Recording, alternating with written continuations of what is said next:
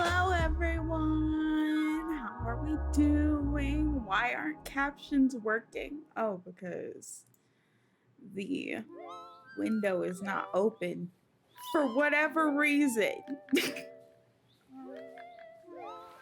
Okay, that's better. How are we doing? Happy Turnabout Thursday. We're doing Ace Attorney today, as we always do every Thursday, but not before the videos. And I was thinking before stream, try and find some videos of that super nice grandpa judge, and we can just watch him be nice to people.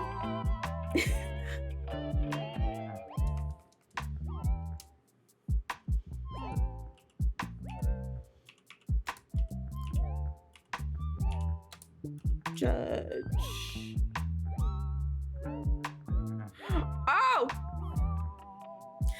Oh, the Selena and Haley drama. Listen, okay, so I haven't heard of a Selena and Justin Bieber drama in so long, but then I got roped into it because of TikTok.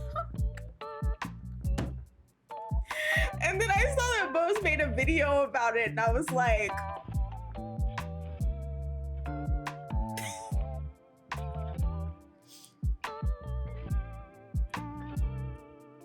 but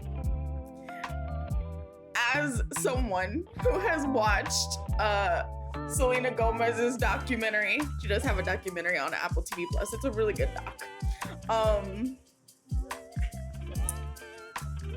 I have to say, given the general behavior of Haley, I have to say I'm Team Selena for the moment.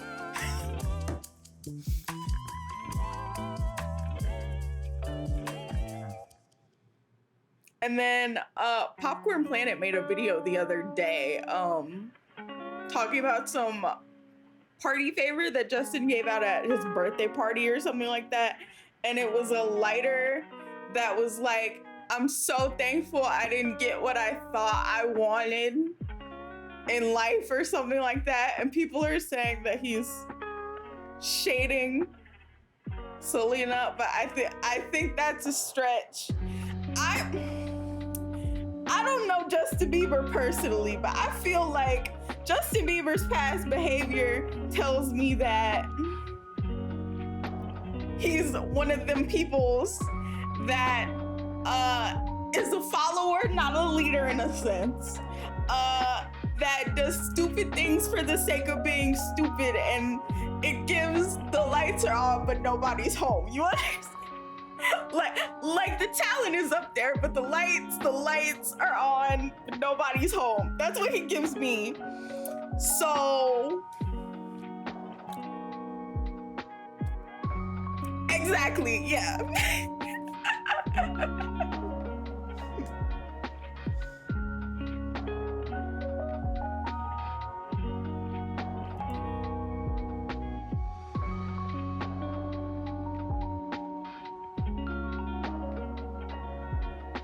Okay, the channel for the judge is called Caught in Providence. That's noted.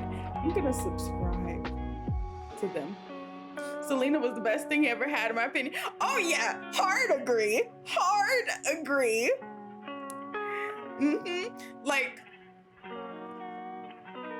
I can tell that Selena's a special girl just from like the way the dude she's dated react to her. Like I saw a clip of her and Charlie Puth. Charlie Puth is a butthole. Forget him. But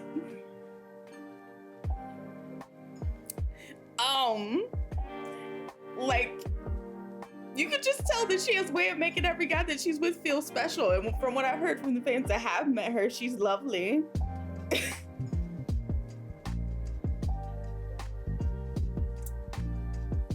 You think he's also mentally abusive towards Haley and is a terrible romantic partner?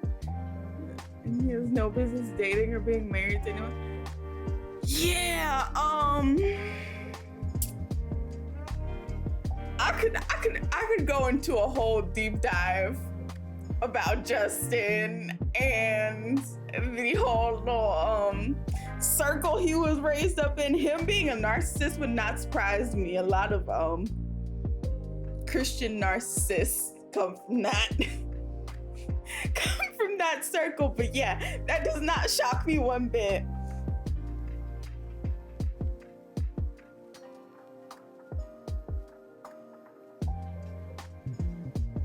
You didn't even think of that, but it makes sense.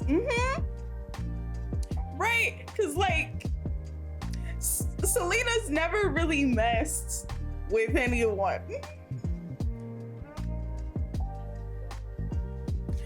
Yeah, I totally get that. I totally get where people are coming from with the Haley was obsessed with Selena. Listen, I feel like for every real life Wattpad, you know, fantasy of someone who got with their celebrity crush and had a healthy relationship with them, like JT Austin from Wizards of Waverly Place. Like, his wife was a fan of him and they met, they're cute, you know. She just decided to slide into his DMs one day and it worked out. I feel like for every scenario for that, we have to have an equal to opposite negative reaction. And I feel like Justin and Haley are the negative reaction of that.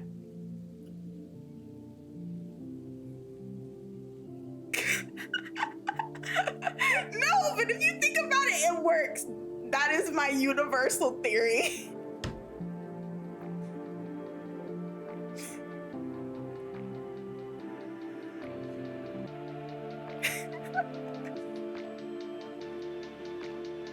Oh yeah, 100%.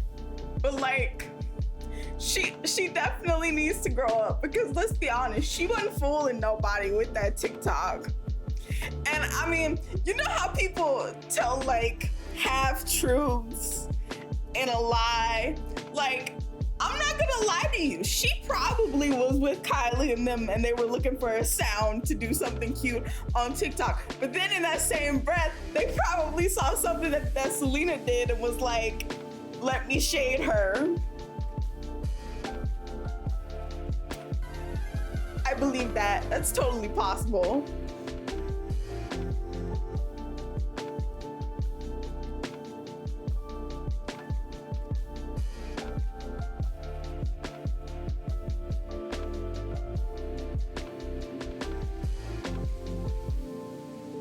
And like, as far as Justin goes, like, you have to be rude. She was very gorgeous before she got plastic surgery. And then she tried to look like Selena and tried to be someone else. And yeah, if you aren't trying to be a mean girl, it won't come off like that. Exactly. Right. Like, as far as Justin goes, I haven't watched any of his documentaries. I know he has like super severe anxiety or whatever, but yeah, I could definitely see him being a narcissist just with how he was brought up, because that circle that he's in, we can talk about that in the Discord because it's culty related. You probably have a list anxiety if it's and out of his butt, because it's a little culty related. But yeah, it wouldn't surprise me if he's like a narcissist behind closed doors. It really wouldn't. Also, hello.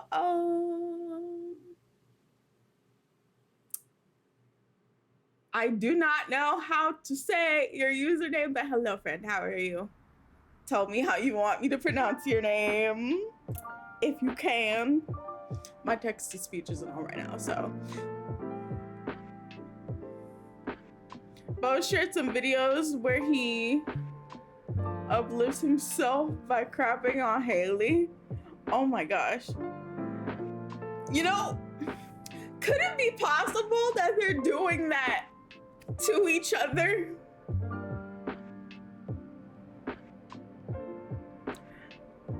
Like, I'm not saying that Haley's a narcissist. Okay, well, what would you prefer that I call you?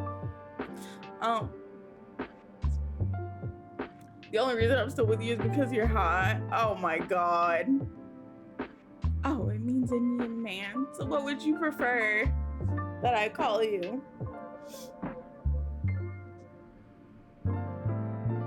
Yeah, it wouldn't surprise me if he's beating her down like a lot. And you can tell from pictures because Popcorn Planet pulled up some pictures because you know fans have the receipts. Indy? Okay, I will call you Indy. Well, hello, Indy. I'm Dynamic. Welcome to the stream. How are you? But yeah, Popcorn Planet pulled up some tweets from some fans that like showed pictures from his birthday, and he had like one or two, or no, was it TikTok that I saw? He had like one or two with Haley in them, and in each one, he did not look happy that she was there at all. Just the blankest face in the universe.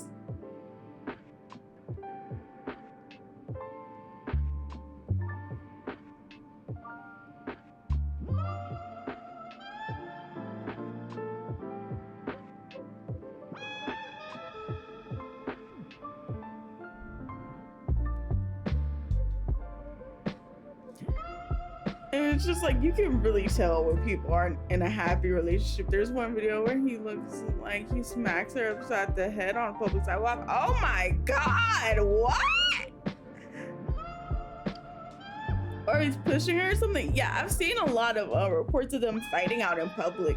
I haven't seen anything recently, but like, yeah. We're talking about Haley and Justin Bieber because somehow we got unwillingly roped into the celebrity drama of this.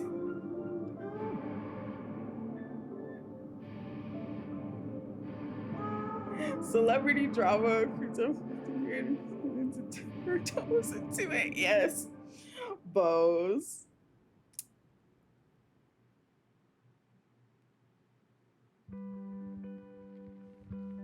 But yeah, it is wild. We can talk more about the culty Justin situation later. I have the cute judge video though, and then if we want, we can watch the Bose video too, because I haven't seen it yet.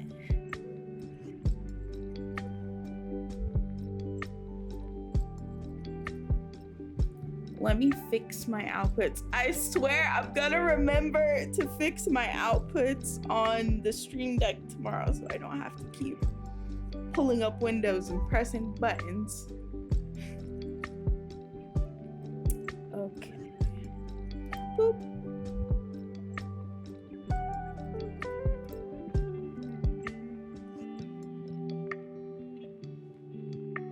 Oh, my pause button for Spotify isn't working. Why? Okay, it's just not working, period. I'll pause it myself. Fine. Okay. All right, so we have a couple of them here. Ignore Judge Judy. This channel Caught in Providence has all the clips of the nice judge. Which one do we want to watch? I see a boy. That looks really adorable. I wonder if he's still judging. All these clips are old.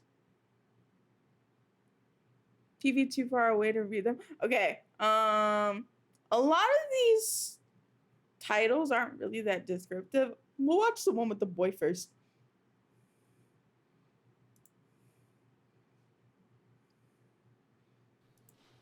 Morning, sir. Good morning. The charge was speeding, sir. Have you been driving for 3 years? Wait. No, I've not been. Why are the captions Spanish? But I've been driving in Portuguese. Africa for US. So I just get my US license like 6 months ago. Oh, you celebrated by speeding. No, He said, "Oh, you I didn't celebrated see by no speeding." I'm speed limit screaming. sign on The Harris Avenue, audio's a bit low. and Gotcha. that was the way from Harris to Providence Place, like towards Providence Place Mall. I didn't see no sign, so I thought that was like 30, the speed limits and something like that. But when the How's cop that? stopped me, he told me that the speed limit was 25, and then Is it still low? Because it might be the browser or the YouTube video. Let me check. Okay. Let me pull out my volume master and see if that helps a bit. he gave me a ticket and told me that I was driving 35. So, but he wrote 38 on the ticket. No, he wrote 35. Is that better? I saw another 38 on the side. I don't know what it means though. Yeah. Now, you received a driver's license in Rhode Island, right? Up a bit more. Gotcha. Yes, And you had to study the book, right? yes, I did. Yeah, and then in that book, did you read that unless otherwise posted that the speed limit within the city limits is 25? You didn't read that chapter? Yes, yes. Oh, you read that? I read that, but Oh, you read it. there are some other places in I the. think everyone read it, Judge. Yeah. I read that. Abide I by read the it's the book. issue. That's why I But get they my mean license. anything. You know, but I was with my wife and my two babies. They're over there. Where are you know, they? So I was. Where are they? Oh, bring them up here. Come here. You know, I was with all of them. He's like, I would love the cute children. I was with all of them, and I didn't feel like I was speeding because I was just following the cars in front of me. But when he stopped me, I just pulled over. I didn't know why he stopped me, but he told me that I was speeding. Yeah. He's like, I was not, sir, I'm just really following the looking cars at in front of my me. I speed don't know what speeding when I means. was driving. Were you in the, were you in the car with him? Yes, I was in the passenger seat. He's Oh, did you tell him to slow down? Black, my guy. I'm Well, I didn't screaming. feel like we were, going exceeding too much over the limit. Not too much. No, No, like just a little. Yeah, just a little. I didn't. No, she. Now we found the honest one. He wasn't looking at the odometer. She felt it. Who else was in the car? It just the baby. Oh, now wasn't- endangerment of a child as well. Yeah, and he wouldn't. Well, I mean, he wouldn't go over the speed limit, So- excessively, knowing that the family was in the car. I got it. All right. So he endangered your life, the mother of the child, right, and the child. Right? Is that what he did? No, he did not He do did that. not. Okay. And who's this little guy? This is our other son, What's his name? Menelik. Hi. Look up here. Look at the Say hi. America isn't all that Hi. terrible, but if you are living in Come a up here, foreign bring him up here. I country wanna ask him a question. and you have relatively good health care and internet, please stay over there. And You stay there. housing, please over stay there. over there. I beg you.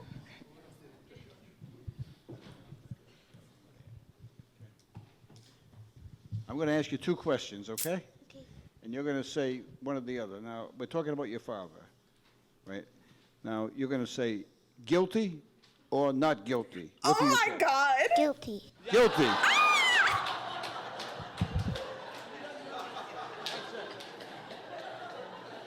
Oh my honest God. boy. Betrayal. Good one. Okay, you can go back. Oh my God. That was hilarious. Hi, Slayla. Affordable housing and It's official. healthcare is, yeah. You are guilty. right. No, he didn't understand. He doesn't know what he's saying.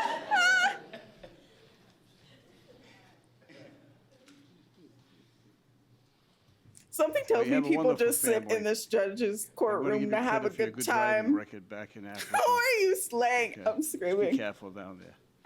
And you have a very honest young man. Layla, as I well. think, is just slaying life. Good luck to you. Thank you. Thank you so much. All right, goodbye. I live for this judge. Is he still judging? I have questions. Hold on.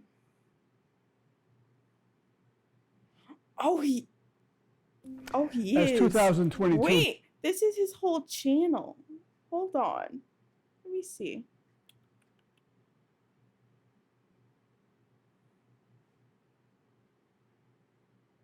Oh my God, there's professional thumbnails.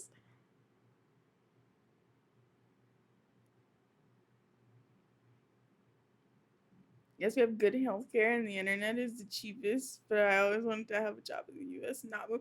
Yes, get remote work. Stay over there.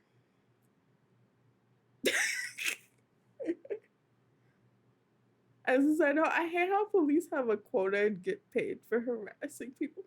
Yeah. That's really sucky.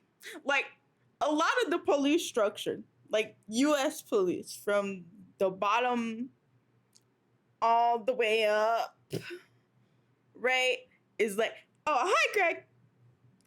First, they started off as like, I forget what the official name is, but the slave patrol, that's what the police were first brought on for, was keeping track of the slave trade here in the South, specifically, like keeping track of runaway slaves and things like that. And so the system from the bottom all the way up is just nasty, dirty, not for the benefit of humankind, especially if you're a person of color.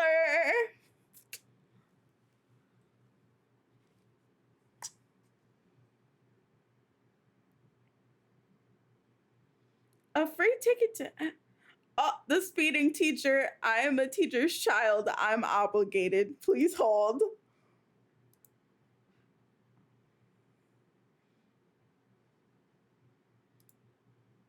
Gabriela Mendez. Good afternoon. I can do a dramatic reading of Say No to Grandpa Joe. Oh my God. Can you be considered a person of color? In America, yeah. Because you're Indian.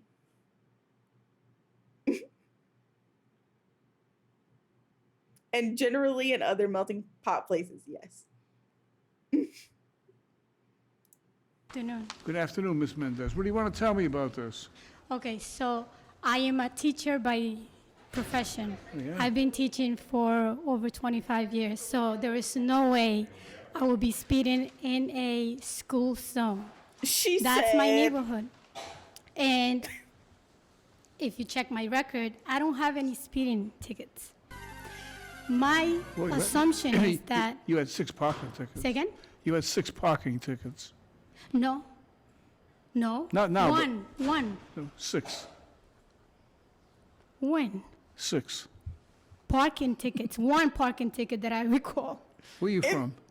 I'm from here. Yeah. I mean, I grew up here. She Guatemala, may be Guatemala. trying to finesse. Originally. They've been checking you since you came from Guatemala. You've had 6 tickets. All Yeah, right. The I good mean, news- recently, in the past 10 years, I have one parking ticket. The good news is you were 1 mile over the limit. 1. No, but that wasn't me. So if you check the picture, right, there, I have a case. Girl. If you check the picture, there's another black car driving on the other lane, right? My assumption is that they took the speed, that camera took the speed of the other car. I'm not sure that your assumption is right. Yes or no? All right, listen, I mean, I don't care about the $50. It's just not true. Oh, you don't care? No, it's not true. It's Oh, it's I'm on glad. principle. she don't care about the $50. No, it's I'm on glad- principle. I could donate the $50, I'm but glad. not pay for a ticket I didn't deserve. Yeah, she's I'm glad to splitting hear hair. that you don't care. You don't care. All right, listen. I try to make people comfortable in the courtroom, Thank so I you. try to make light of some of this stuff, but it's very serious, particularly in the school zone. I know. Because there are kids outside. But 1 in mile, your the case, judge could have. I can You show you were- my Right. badge. You have I'm a a high badge? school. I'm a teacher. you have a badge. Yeah, I'm a teacher, and I've been a teacher since 1998. Inspector Heaton has a badge. He has a gun. Do you have a gun? But I have a school badge. Please, he's joking. I'm All right, screaming. here's the story. You were doing 1 mile over the limit, and I dismissed those tickets. 1 mile, I routinely Good. dismiss. So why? We could have started there. Unless the motorist has 6 previous parking tickets. This man is See, a but troll. parking, speeding. screaming. I mean, Your Honor, no speeding tickets, only one. That's not true.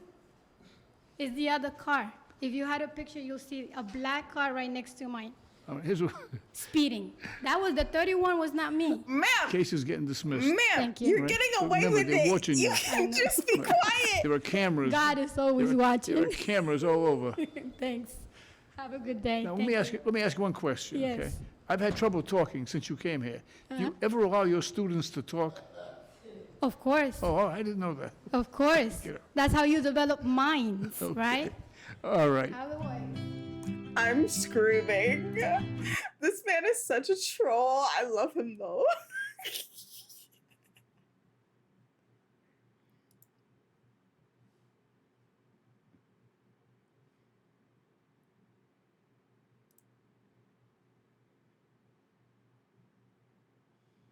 He was absolutely bantering, right? He's so great.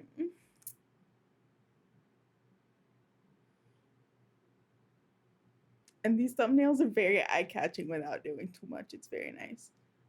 The Haitian Bachelor. Ayo.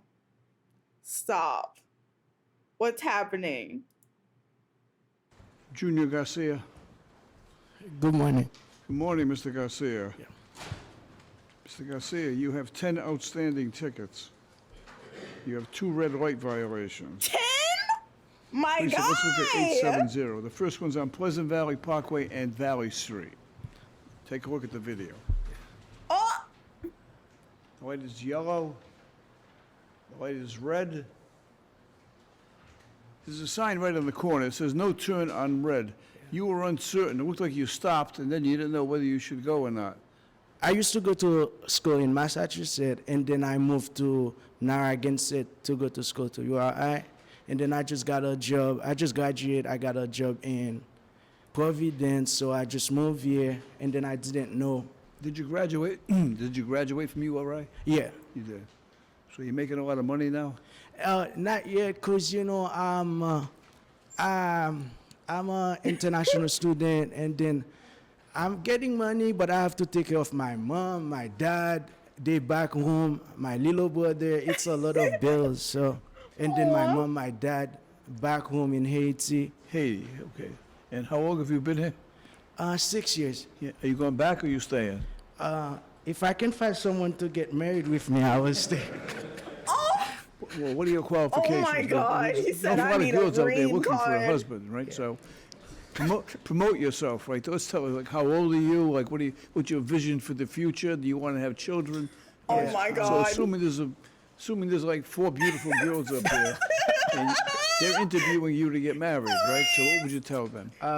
So, you know, first and foremost, I'm a man of God. I'm an athlete. I box, I fight, and then, you know, I'm a responsible Heard, that's guy. hot. I don't drink, I don't smoke. Do you work hard? I'm a hard worker. I'm always working. Yeah. I have a non-profit organization trying to help people back home. Yeah. You know, I'm preaching like the gospel everywhere. What's your good catch. major? I'm not going to marry him, Your Honor, but he seems like a fine young man. Well, all those young ladies that are listening to this are going to see if you can pay the bill. See, so if you can pay your fines, they say it's a pretty good catch. If you say, well, I don't have any money, I can't afford it, they say, well. That might push him over the top with the. Judge All right. judging a proper match, So he right? came to court today for tickets. Now he's trying to get us to get him a scholarship at Brown, a wife, right? Anything else you need?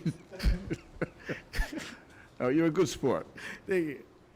This is going to cost you $225. 200, all right. Can you pay that today? Honestly, I have a picture I put in my budget. I hope I can pay 120, but I know I will just make a payment. I don't know, but I will see what I can do. The fine is $225. Yeah. You will pay $100. $125 will be paid from what's called the Philomena Fund. So can you afford the 100? Yes, You yes, can. definitely. Good luck to you. Yeah, thank you. Thank you. I hope he found him a girlfriend. That was really sweet. See, that's the justice system doing some really good work. Legal Eagle has a vid. Where? Poor Kay. Okay, hold on. Let me.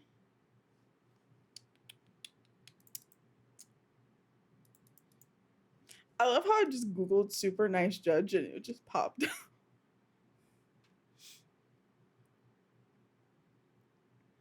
It's great that he has a fun for stuff like that. I love that.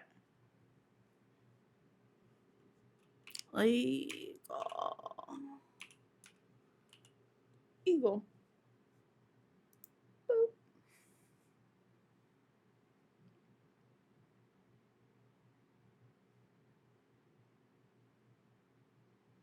It's 25 minutes. Are we down for this? Are we down for the lawyering of the lawyers?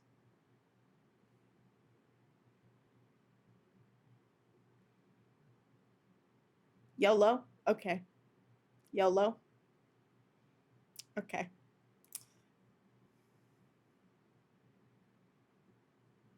Alec Murdaugh convicted after he testified in his own defense. Yeah, the Fifth Amendment exists for a very good reason, and District Attorney Scowell will explain why.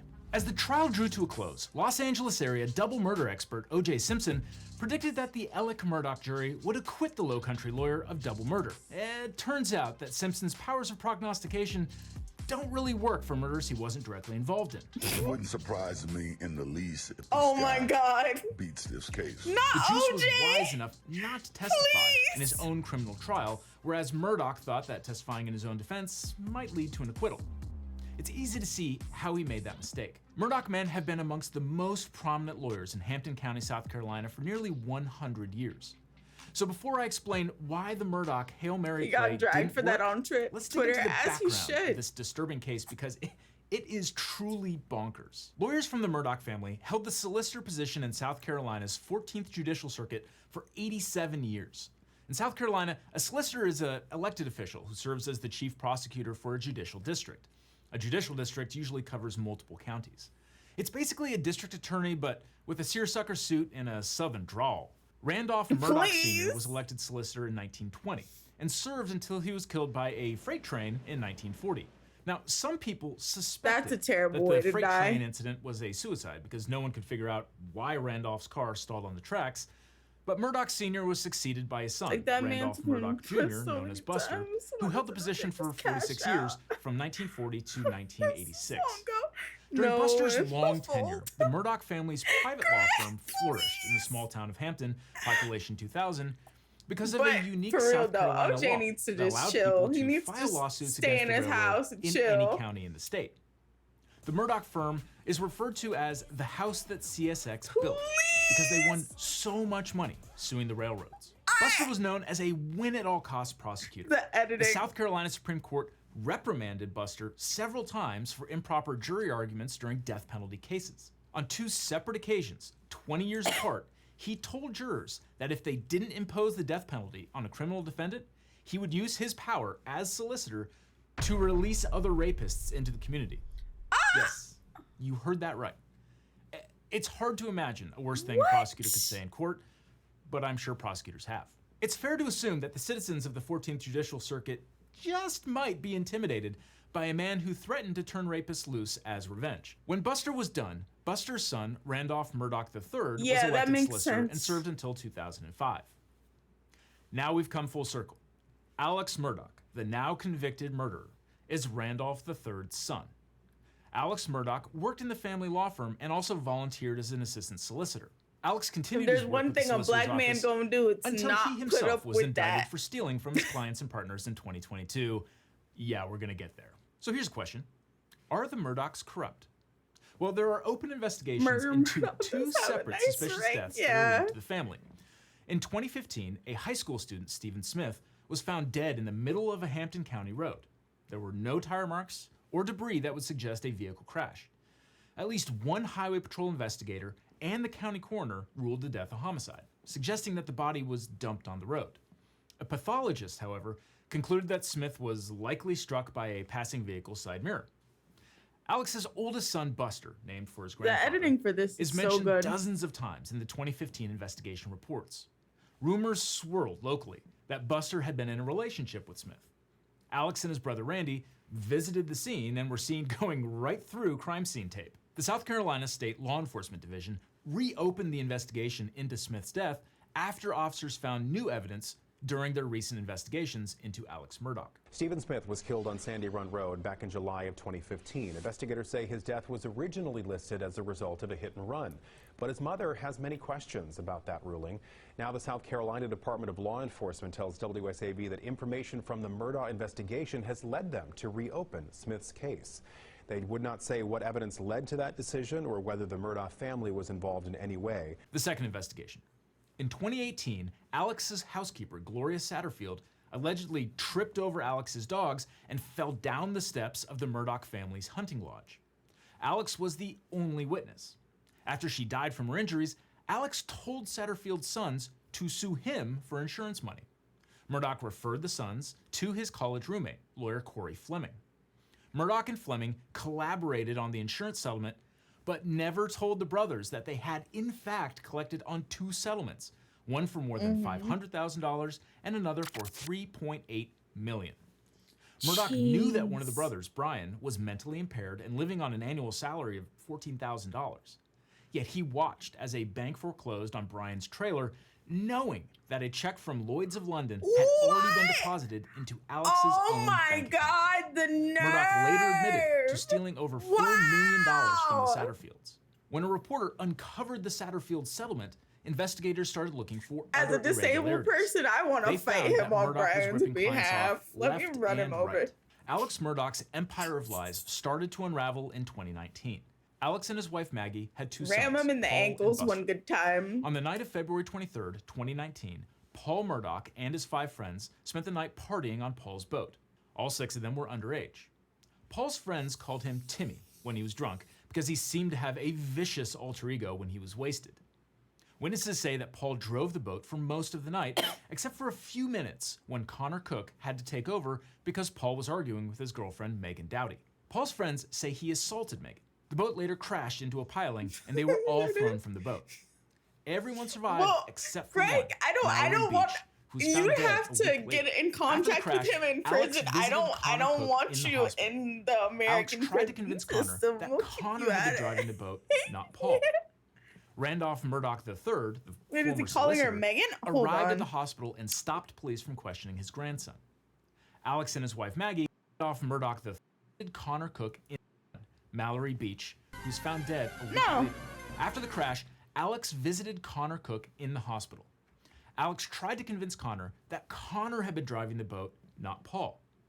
Randolph Murdaugh III, the former solicitor, arrived at the hospital and stopped police from questioning his grandson. I'm screaming. Alex and his wife Maggie there's a traipsed through legendary in crime the scene. chat. Eventually, Paul was charged with 2 counts of boating under the influence with great bodily injury and 1 count More. of boating under the influence causing. Alex and his wife, former solicitor, in the hospital. Alex visited Connor Cook in the hospital. Alex tried to convince Connor that Connor had been driving the boat, not Paul. Randolph Murdaugh III, the former solicitor, arrived at the hospital and stopped police from questioning his grandson. Alex and his wife Maggie traipsed through the crime scene.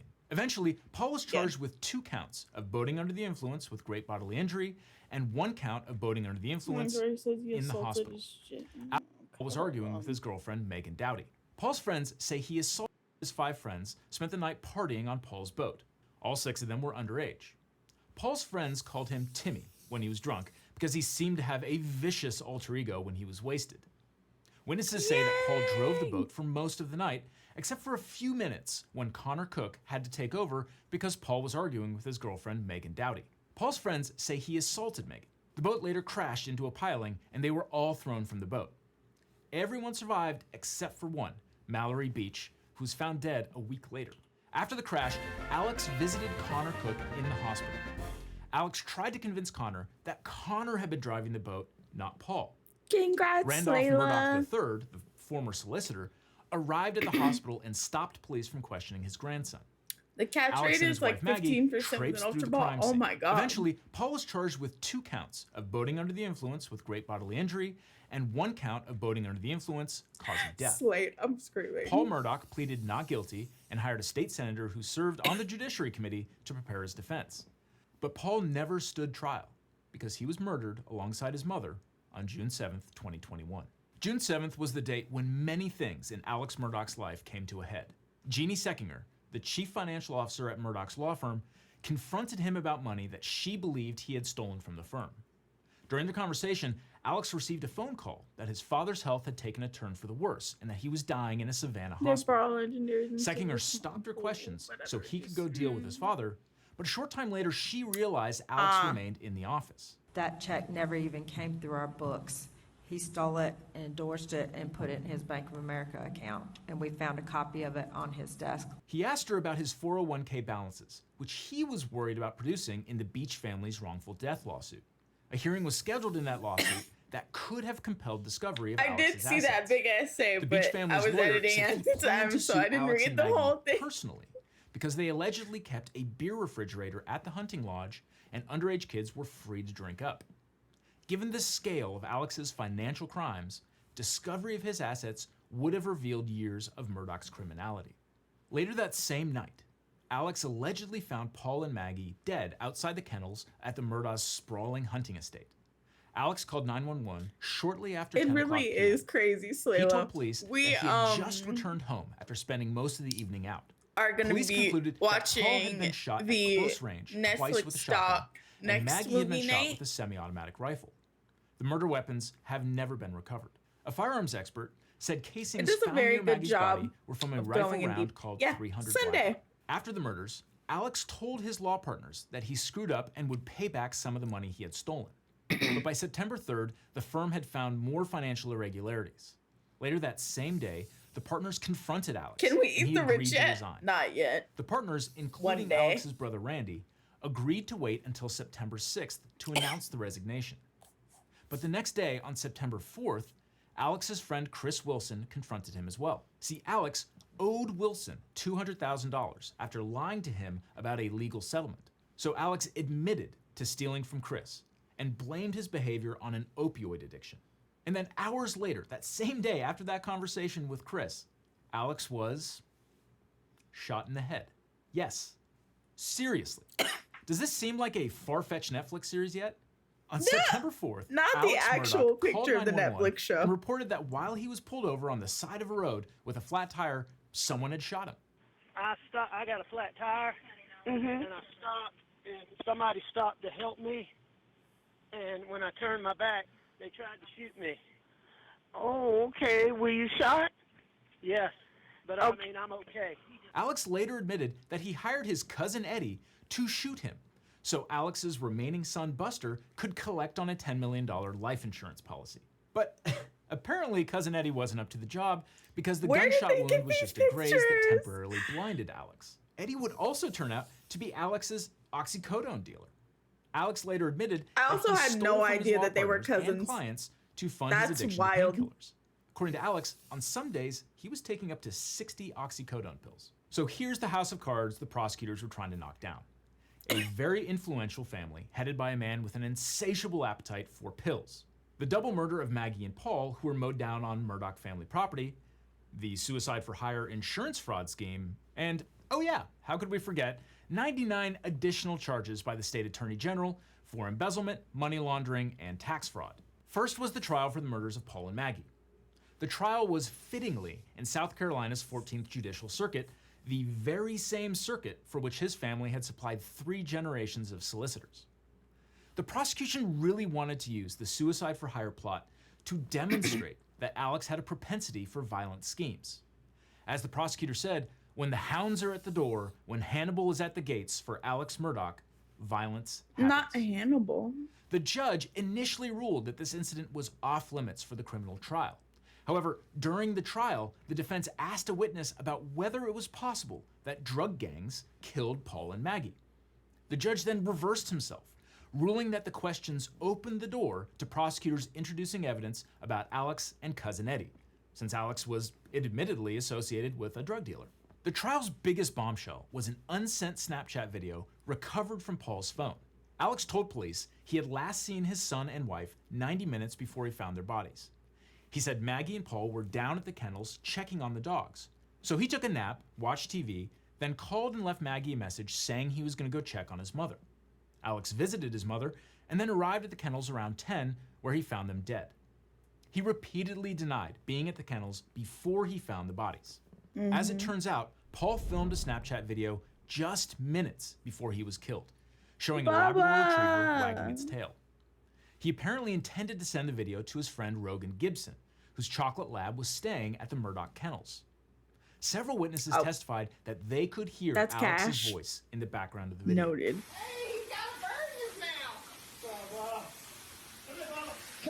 Did the Snapchat video influence Alex's decision to testify on his own behalf? Almost certainly yes. The very first thing Alex did on the witness stand was fess up that he lied about being at the kennels.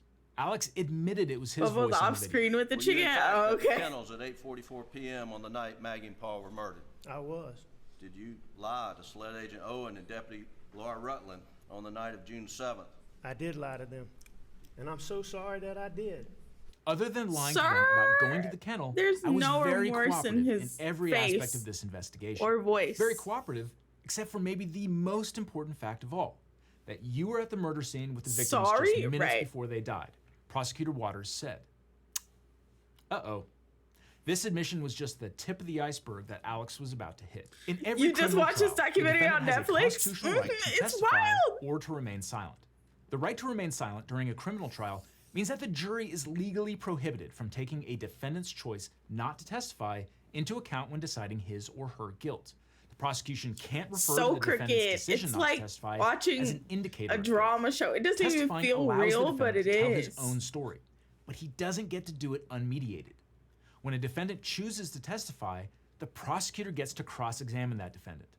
It is rarely a comfortable experience for the defendant, and prosecutors love it.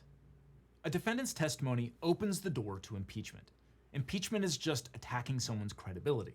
Impeachment can happen in a lot of ways. the connections For that example, Legal Eagle makes being are biased, super or interesting. prior inconsistent statements, and past criminal convictions. When a person doesn't have a criminal record to worry about or hasn't made any inconsistent statements, then testifying could be a safer proposition. Emphasis on the could be, because it's not easy to face cross-examination under any circumstances.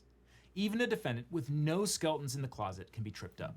We've seen some high-profile defendants decide to testify in their own defense, to mixed results. Self-defense cases often lend themselves to a defendant's testimony.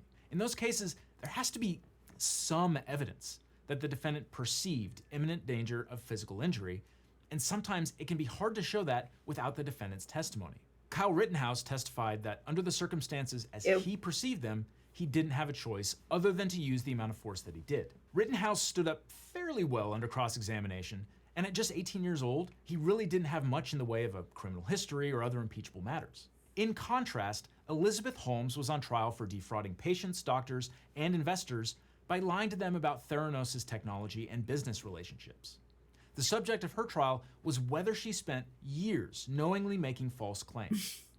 Holmes had already given testimony under oath in civil suits and government investigations, which made testifying a dicier proposition. During her criminal trial, she blamed other people and claimed that her lies were just misunderstandings. When she said she couldn't remember the details of a certain topic, the prosecutor essentially impeached her with testimony that she had previously given to the SEC where she certainly did remember. And the jury, of course, convicted her. So back to Alex Murdoch. Right. He's a lawyer with experience prosecuting and defending criminal cases, and also probably a narcissist. So it's not surprising that he thought he could handle himself on the witness stand. However, a defendant's credibility is absolutely crucial, which is why prosecutors try so hard to impeach. If the jury thinks the defendant is a liar, things go south quickly. And it seems like that's And exactly also what happened to probably a Alex. narcissist. Alex claimed that he told one whopper about his alibi, that he wasn't at the kennels before the murders. But other than that, he was cooperative with investigators and truthful in his testimony. But prosecutor Creighton Waters was able to show a pattern of duplicity. Quote, "The second you're confronted with facts you can't deny, you immediately come up with a new lie," he said. Oh! The prosecutor was able to call out numerous lies by Murdoch. For example, when Murdoch's plan to get murdered by Cousin Eddie failed, he quickly created an elaborate story. While he was recovering in the hospital, he brought in a sketch artist to create a fake picture of the non-existent stranger who allegedly shot him. When Alex's brother Randy overheard Alex trying to bribe a nurse to let him use her phone, he thought it was suspicious. And brother Randy called the police and the story began to unravel. With a sled sketch artist. Not your own family outing and you. Spent a period of time with her going forward and creating an image of the supposed assailant. I did sit down with a brother. I was in the hospital and they came in, sat down with me, asked me a bunch of questions. I answered their questions, and yes, you did. You sat there. It came up with a composite. Yes, sir. Sat there and answered their questions just as effortlessly and convincingly as you've been trying to do for the past 2 days. Isn't that correct? He sounds so The prosecutor also unimpressed. showed that Alex would say whatever was necessary to help his own case. Alex told the jury that when he found the bodies, he didn't check their pulses before calling 911 because there wasn't enough time. But in an earlier statement to police, Alex claimed that when he found his family murdered, he checked their pulses and then dialed 911. The prosecutor's reconstruction of the timeline revealed that only 20 seconds passed between the time Murdaugh parked his car at the kennels and when he called 911. So as soon as Alex was confronted with this seemingly impossible timeline, he came up with a new news story. The prosecutor asked Alex if he killed his wife and child. When asked if he knew who did it, Alex also said no.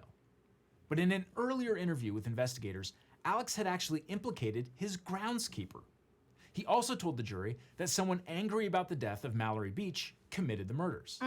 These inconsistencies undermined Alex's credibility. wild. Then there's the mess with Alex's financial crimes. The It just prosecution gets argued deeper that and Alex's deeper, financial Slayla. crimes You have could no be separated idea. from the murders because exposure of his vast financial crimes was one of the motives for killing Maggie and Paul. The defense countered that the financial crimes had nothing to do with the murders and that the prosecution lacked proof that the two were related in any way. During direct examination, Alex explained that he committed a lot of financial crimes because of his drug addiction. Alex's lawyers portrayed the admission of wrongdoing as a willingness to come clean. They argued that a person who admits to lying isn't necessarily a person who commits How violence. many lawyers which does this case is have? true in a general sense. However, was it a good strategy in this particular case I'll pause to for admit a to little years bit. of financial? So in the U.S., I don't know if they do this in India, but in the U.S., typically for cases like this, you'll have a legal team with a few different lawyers on your team. Same with the prosecution, so that all the proper research and stuff will be done. Layers, a lot. A lot. Not really. On cross-examination, the prosecution scored several key points. Prosecutor Waters held up a stack of papers relating to clients whom Alex stole from. Quote, "Every single one of these, you had to sit down and look someone in the eye and convince them that you were on their side when you were not, correct?" Do you remember even one of them? If you ask me questions, but I can't remember sitting down with Dion. Alex's response? "What I admit is I misled The defense was them. I smaller did than wrong, me, but and the that I whole stole their deal money." in the case. What Yeah. Prosecutor Waters was For getting big at cases was like this, lawyers tend Ladies to and pull an gentlemen of the jury, Avengers. Alex Murdaugh is sitting there and looking at you in the eye, trying to convince you of something, but you shouldn't believe him. Just look at how he lied in the past. Moreover, Alex testified that all of his financial bad deeds were caused by his drug habit, which was costing him as much as $60,000 a week. Who put this thing together? Me! Scarface? But maintaining his I'm drug habit and screaming. hiding his financial crimes could have motivated him to violence, especially since he already admitted to a suicide for hire plot to funnel money to his surviving son. Finally, Alex has now confessed to several of the 99 indicted financial crimes. He's accused of stealing about $8.8 million, including embezzling about $3.7 million in 2019 alone. If he hadn't testified, all of his financial fraud, ripping off disabled clients, stealing money from a dead housekeeper's sons, We can't put would Trump have in been jail. front and center in this Right? case. After both sides rested, it was the jury's turn to deliberate. And to be fair, there were weaknesses on both sides. The prosecution didn't find the two murder weapons. They didn't have any direct witnesses to the murders, and they lacked forensic evidence that juries sometimes look for in this age of CSI. I believe just like the got victim's blood sentenced to on the like defendant's 70 clothes. to life, Prosecutors guessed so that the pair were killed at they around got 9 him p.m., for but sure. they couldn't pinpoint a time of death with certainty. The alleged motive could also have struck some jurors as kind of weak. While murdering someone to cover up a lesser crime is not unheard of, 2 killing consecutive your life own sentences. wife and son over some financial crimes, it could be a bridge too far. And since the prosecution claimed that cousin Eddie left drugs for Alex near the kennels, the defense speculated that Eddie or Eddie's dealer friends may have been the real culprits. But these gaps in the prosecution's case are to be expected. Slam dunk prosecution cases often don't go to trial. And whatever weaknesses the prosecution may have had, the defense had vastly more. Alex said all of his bad deeds were caused by his drug habit. But maintaining his drug habit and hiding his financial crimes could have motivated him to violence, especially since he already admitted to a suicide for hire plot to funnel money to a surviving son. The Beach family's lawyer, Chris Tinsley, testified at trial that he intended to sue Maggie and Alex personally, which could have resulted in a huge verdict that would have destroyed their wealth. He gets up close in my face and says, I feel so "Hey, Bo, bad that he what's this wasn't I'm hearing able about what to you're saying? carry out what If he you don't think needed I to can burn do." your house down, I'm not going to do everything. You're wrong. You need to settle this case." So I took it as he tried to intimidate me. He didn't intimidate me and sort of bully me into backing off. As for the weapons, prosecutors said casings for bullets from a .300 blackout rifle were found near Maggie's body. And the Murdochs owned a rifle chambered in .300 blackout, and the weapon is now Right, that doesn't missing. make any sense. Alex also couldn't account for the clothing he was wearing on the day of the murders. His clothes have never been found. His mother's caregiver testified that after the murders, Alex tried to remind her about what he was wearing. He also tried to convince her that she misremembered the amount of time he spent with his mother that night. He said, "You remember the shirt I was wearing, that Vinnie Vine shirt?" That's what he said to me. I don't remember that. I don't remember. Oh wearing my that shirt. God. Alex said he was there for about 50 I remember minutes. watching The that caregiver told the testimony. police it was 10 to 20. All told, this is a case where Alex Murdaugh had to take the stand. Alex previously told police that he had not been to the kennels before the murders. The prosecution was able to prove through that Snapchat video that he almost certainly was. Under those circumstances, Alex had to explain the inconsistency himself.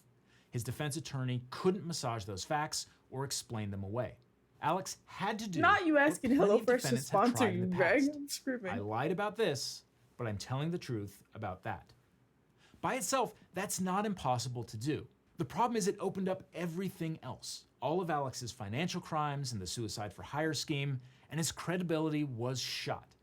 His testimony ended up sounding like something else entirely.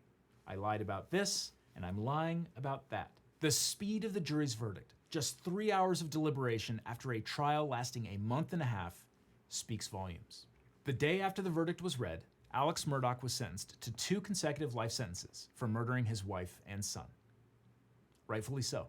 Yeah, credibility in front of a judge or jury is everything. Whether you're a lawyer or a defendant, your credibility is often all you have, and once you lose it, you never get it back. It's been fascinating to watch all the crazy twists and turns in the Murdaugh case, and one thing that has helped keep track of everything is today's sponsor, Morning Brew, because that's my favorite way to catch up with pop culture and the news. In fact, they've been covering the Murdaugh trial for weeks, one of my absolute favorite newsletters, and I tech and law Smart in just of him 5 to minutes. put the sponsor at Lots of the people end. instead, and Chris Rock's file. Morning Brew is one of the few emails that I actually link over here for more Legal Eagle, or I'll see you in court. You're feeling really good about your life decisions. Listen, Sayla, you should. Because a lot of things can be happening right now, right? In your life and all that. But at the end of the day, you're still not a murderer, bestie. You didn't steal thousands of dollars from people. You're good.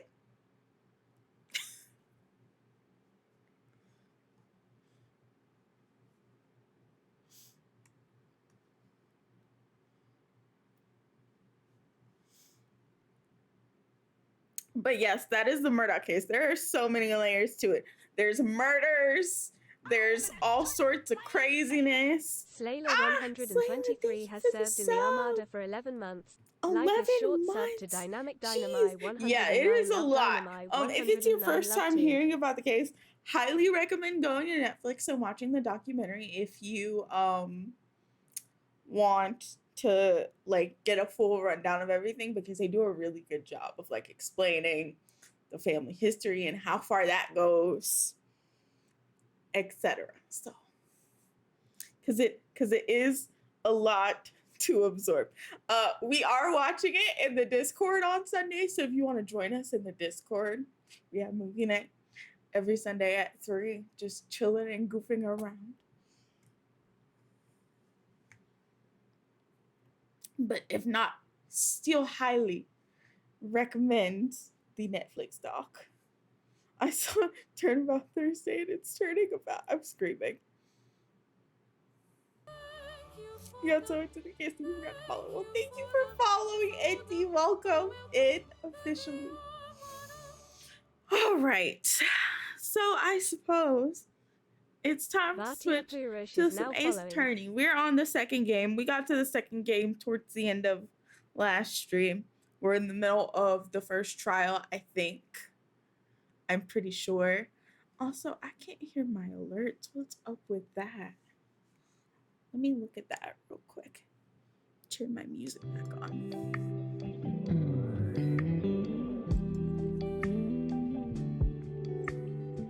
The only right lawyer in my eyes. I'm screaming. Oh, do you want to know what? Oh, wait, that video. Hold on. What channel is it?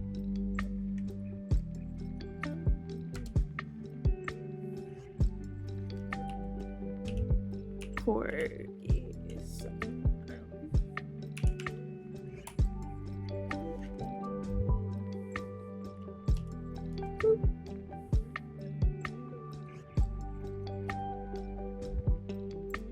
Oh, I spelled that wrong.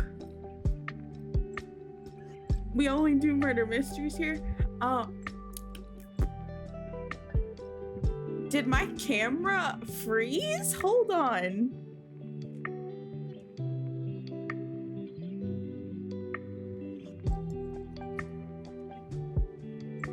Hold on a minute.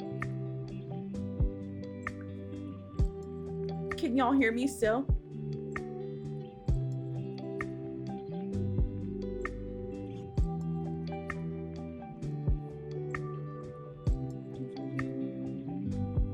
Yeah, y'all can hear me? Okay, good. Let me mess with properties.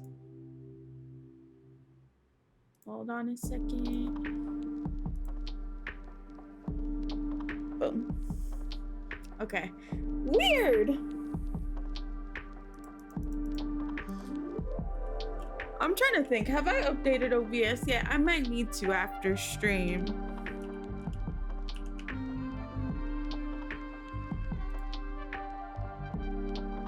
On Thursday we do true crime stuff, and then yeah, we do Ace Attorney, and then on Monday we do right now we're doing Jedi Fallen Order, and then Wednesday is more like a cozy chill day. We play like a cozy game.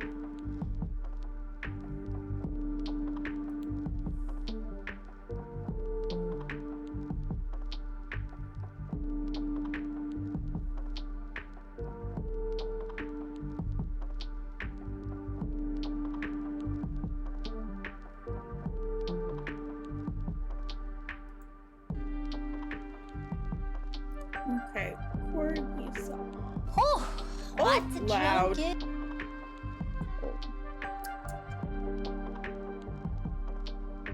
Alright, let me switch back. Oh, my stream deck. Anyways, let's check it out. Let's see what's what. He also said that he believed that Alex That's had not fine. told the whole truth about what he knew about the killings. The family came to trial every day. After 6 weeks of trial, they came away more convinced that he did not do this. Remember, guys, while we're watching the trial, you know, we started realizing, hey, where Randy at? Who's over there back there? I see Lynn, Alex's sister, which I actually don't know where Lynn is within the sibling hierarchy. So Randy right here, he's the oldest, and he is the legacy, I would say, of the Murdoch family, because he's, I think he inherited the Randolph name. It's like Randolph Murdoch, and he's like the third, the fourth, or the fifth, or something. The like that. I don't sibling know, one of those members. I don't know hierarchy. which one, but he's one of those. That is members. exactly what it And feels so he's like, the though. legacy of the family, and you know, like he must be what I also didn't realize, but he also worked at the law firm where Alec was, the law firm that, you know, their family had built up, and he was one of the partners, and apparently he was also one of the people that also confronted Alec Murdaugh, his younger brother, of stealing. So, like, I can't imagine just, like, this is the oldest brother here, and he's, like, probably the one to continue the family legacy, right? He's inherited the Randolph name. And then you have your younger brother that's just fucking things up for you. Like, All right, I Andy, think have a good our rest of your speculation was night. correct Have a because, good rest. you know, when the I'll trial see was you going around. on, we're like, oh, Randy, you over there? I don't see Randy over there. I see Lynn. I see, what's his name? James Marvin. What's his name again? John Marvin, the youngest brother. And then we see Buster's girlfriend, and then, like, I don't know if there's other family members there, but I don't recognize them. But, like, we're starting to not really see Randy. And I was, like, saying that, like, man, I feel like Randy stopped coming after Alec testified. And I wonder if it was that day where they mentioned that Alec had stolen Randy's a check that was meant to go to Randy.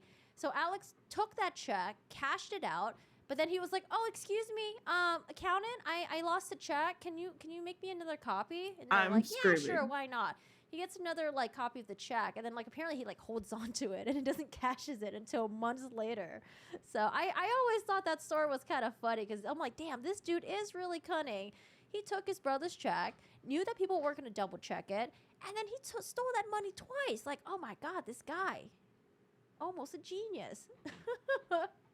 Oh, what is a Discord? Oh, okay. So if you guys don't know what is Discord a Discord? I'm screaming. Discord is just basically another, like, it's like a little, it's like a community thing. Like, you It's know the how they have audacity Reddit, but for Discord me. is there's different.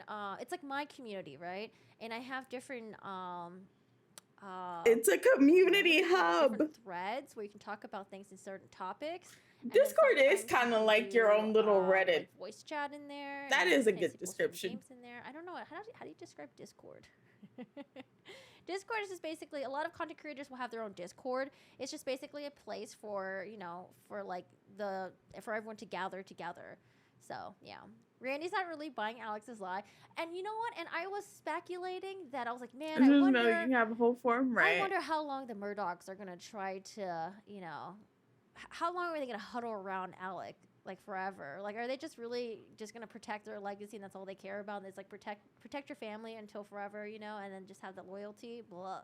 But I'm glad that Randy's speaking out, because I was like, man, like, it's just wild to me to see, you know, family members sticking together no matter what. And, like, and sometimes that's a good thing, but, like, when it comes to, like, when your family, like, done messed up, like, no, like, I don't know, like, that sense of blindness. Right, hold your family members accountable for their issues. Let's talk about Randy. Randy's over here. He's breaking his silence. He's he's the oldest Murdaugh family, and I think he's like, I believe he's 2 years younger than Alex, and I don't know what the age gap is with them and John Marvin, the one that testified. And again, Randy did not testify on the stand. I don't know why. The Randy guy came across much more grounded than Alex from the article. However, on Twitter, someone speculated the article was part of a PR effort at salvaging reputation. Yeah, I mean, even if it was like a speculation that he was trying to salvage his reputation, I don't care. I don't really care. I mean, but I could also sympathize that, you know, he has a lot that he had to deal with because his younger brother messed things up so badly. Yeah, I used to ask a lot of Randys in the courtroom. Yeah, I'm like, Randy, where you at? I just felt like he just stopped showing up back there. Corgi said, I'm here All right, for the guys, news so, and drama. We have breaking silence. Oh, but for Murdaugh real. brother says, But not let's knowing get is the the worst water. thing. After Alex Murdaugh's trial ended in a conviction for the murders of his wife and son, his older brother Randy is still trying to understand what happened that night. I already kind of skimmed through this article, but there's this part where I was just like, oh my God, I wish this was mentioned in the trial, but it's okay. It's not really that big of a deal anyways, I guess, but I felt like it would have been like a moment. Hampton, South Carolina, on the surface, the lives of Alec Murdaugh and his older brother Randy appeared to follow the same track. They were born 2 years apart, both went to University of South Carolina for college and law school, and then the two worked as partners at a family firm that had grown out of a century-old law practice founded by their great-grandfather. But even in college, it was clear they were different. Alex was briefly on the football team and a regular at college parties. Randy, a self-described hometown boy, will go back to Hampton every week to hunt and fish. In recent years, the offices were close enough that Randy could hear his brother's constant phone calls, but they rarely spent any time alone together. It's not like there was some problem with our relationship necessarily, Randy Murdoch said. They just weren't. We just yeah. really weren't alike. So They we just didn't do vibe stuff like together. that. Then came Alex's arrest in July 2022. So again, the murders happened in June 2021. Alec wasn't arrested until over a year later for the murder of his wife and son, amid expanding allegations that he had stolen millions of dollars from clients and the law firm, which forced Randy to question whether he had truly known his brother. A jury concluded last week, after less than 3 hours of deliberations, that Alex Murdoch was guilty of the murders. But for Randy, there has been no such certainty. He has spent nearly every day for the past 20 months trying to understand what might have I just happened realized my on the going night live that Maggie tweet and Paul isn't Murdoch were fatally out. shot. In the first interview, I'm a a family member professional, I has given swear. since the trial. Randy Murdoch said he had no doubt that his brother was a serial liar and a thief.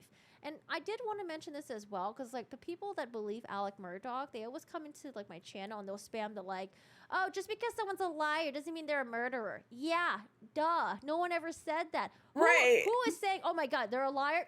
Yes, God damn it, they are definitely a murderer. No, that's not true, okay? There's so many other evidence that just poured in that proves that he was a murderer. It's not just like, oh my God, you're a liar. That means you're a murderer. No. Nobody I also says thought it was that, really interesting right? That people would just use in order to defend Alec. I'm like, no one's saying that. He also said that he believed that Alex had not told the whole truth about what he knew about the killings. But asked directly whether he thought his brother carried out the murders, he said he still did not know. As a lawyer, he said he respects the jury's verdict, but he finds it impossible to picture Alex, a man he has known for decades as a protective husband and a father, pulling the trigger and inflicting the carnage that prosecutors describe as a crime of cold calculation. So, I mean, even though they're family, but here's the thing, sometimes you just don't know people very well, right? And it was pretty obvious with Alex that no one knew him. There might have been some people within his inner circle that knew his other side, you know, the pill popping side or the money stealing side. But it just seems like this guy was really good at masquerading who he really was. So it doesn't surprise me that even Randy, you know, a brother, wouldn't have even known, be like, oh, you know, like I can't imagine my brother doing this. I mean, and no one really wants to imagine their family member being capable of doing this as well, right? Hey, Arnoldo, how are you doing today? He knows more than what he's saying, Randy said. He's not telling the truth, in my opinion, about everything there. So I wonder if this quote right here is verbatim. So what I've learned recently is that sometimes when you get interviewed for Okay, the going live tweet is out. kind of like move your words around a little bit. And sometimes like they might take a certain quote, but they misuse the quote for something else, and it sounds like you're saying something completely, totally different.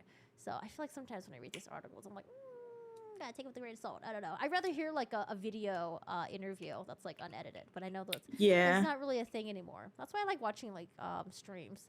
For his entire family, he said, that has been amongst the most painful issue to confront. The not knowing, Randy says, is the worst thing there is. Randy's complicated view of the case, which he shared in a 2-hour conversation on Sunday as he stacked wood as his hunting property outside the town of Hampton, was at odds with the definitive pronouncement that one of the Alex Murdoch lawyers made on Friday about the Murdoch family. Mm-hmm. After 6 weeks of trial, this is what Jim Griffin said. I was like, Jim, I don't know. I was right too, because I felt like I didn't believe Jim, because I was like, I feel like Randy, you know, the reason why he hasn't been showing up, I think he's changing his mind about his brother a little bit. So Jim Griffin, after 6 weeks of trial, they came away more convinced that he did not do this, and they are steadfastly I in his don't camp know and support how him. you could come away from the trial The lawyer Jim said at a with news that conference mindset. after Alex was But sentenced okay. to 2 life prison terms.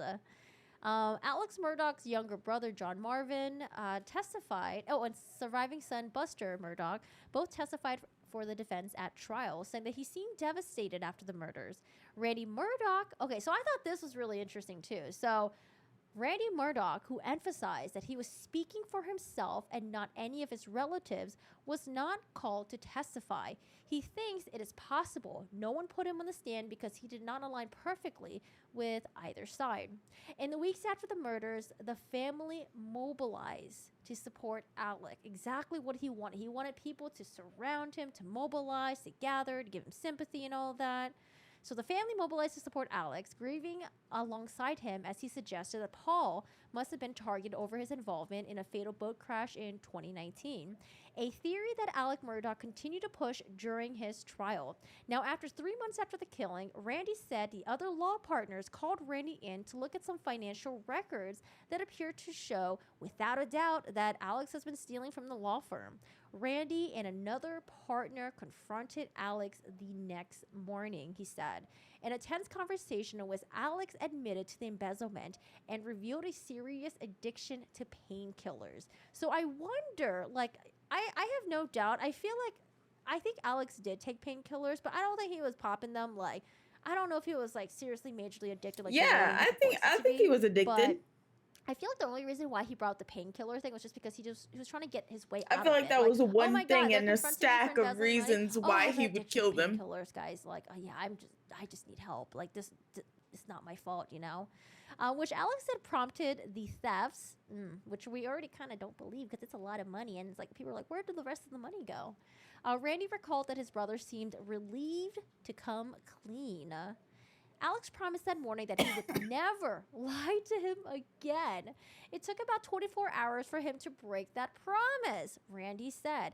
When he told Randy and the police, oh my God, he lied to his brother about this too. So he told Randy and the police that he'd been shot on the side of the road by an unknown assailant. Again, trying to gain sympathy, trying to gain control of the narrative. In fact, the police later said Alex had asked someone to kill him. When that fact emerged, Alex Yeah, I claimed that don't it had think been an any attempted addict is gonna suicide, sit there now and changing do the story 100 again, pills a telling day the and police not that he had hoped that if his death was ruled a murder, they pass would allow Buster to collect from on this his earth. life That's insurance. impossible. Now, over the next few months, as Alec Murdaugh was charged with stealing more than $8 million from the law firm and the clients, Randy said he came to his brother as a deeply flawed man and a liar. They have not spoken in nearly a year. Randy also said he began to think back. Oh, this is the part that I thought was like really important as well.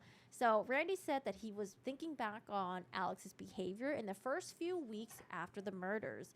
At the time, like it's not physically possible without almost dying. And Randy began to call just about everyone he thought might help, asking if they heard anything to suggest why Maggie and Paul might have been And targeted. if he was, there would have passed on been like whatever some he heard sort to of police. record of that, like This is the medical quote. record I or spent some sort of considerable thing. time, day after day, for weeks on end, calling people, he said. But Alex, he said, never did, which we already thought that was weird behavior. Maggie's sister testified at trial to the same effect, saying she found it odd that Alex never talked about who might have been the killer. He did tell her, she said, that he imagined whoever had done so had thought about it for a long time. I honestly didn't really think too much about the thought about it for a long time quote, but I know some people did. They saw that and they're like, see, he's been planning this for a long time. And I'm like, yeah, I don't know, maybe he did. We have a I little don't more. know if Okay, he. so we have. Well, I think he Buster did a little left bit of Randy planning, but outside the not like courthouse an in late extreme February. amount. So that's his sister, Buster's girlfriend, Buster, Randy, and maybe John Marvin in the back. That might be his head. That might be his outfit, his legs, his body, perhaps. Maybe.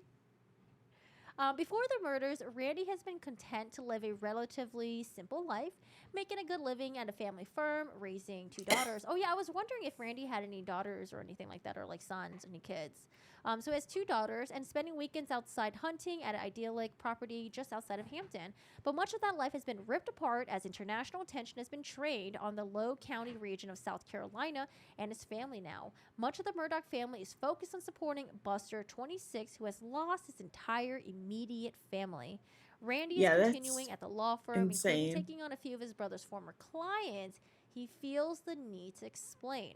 Listen, I'm not him. I'm doing things the right way. Always have. I don't beat around the bush. Honestly, though, it would be tough for me. I wouldn't even want to deal with that law firm. I don't know, man. I'd be like, Yeah. yeah, like even though it might not have been you guys, like I don't know how complicit you guys were, and like I would be honestly would just, like, yoink the 100% money just out of there and just not side-eyeing deal with everybody. them. I wouldn't want to But, deal. maybe they got some deep ties, deep connections or something, and they really trust Randy and like the rest of the people who are left at the law firm. But yeah, that's a tough fire to put out, especially when it's like someone that's a direct relative, your brother, who caused all of this.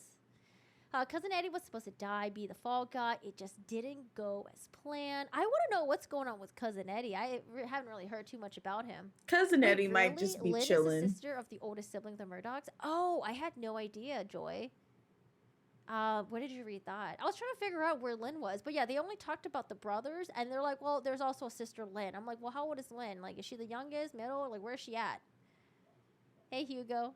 Unlike his siblings, John Marvin and Lynn Murdoch Goatee, I don't know how to pronounce that. Randy did not attend Gautier, every day the trial in Waterboro.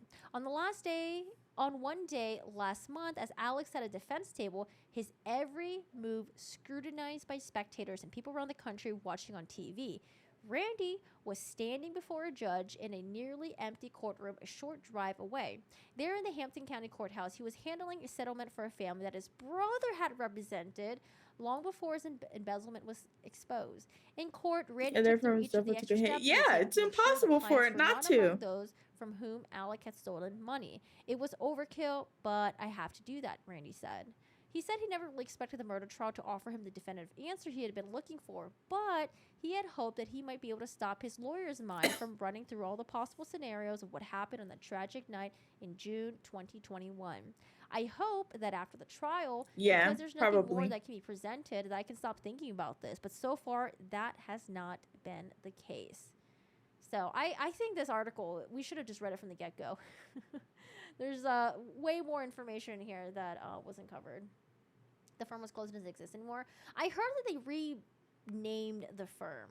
So it's no longer PMPD. He doesn't really have a choice, to something else, but apparently they're still up ethics and right. running. But that's from what I've heard.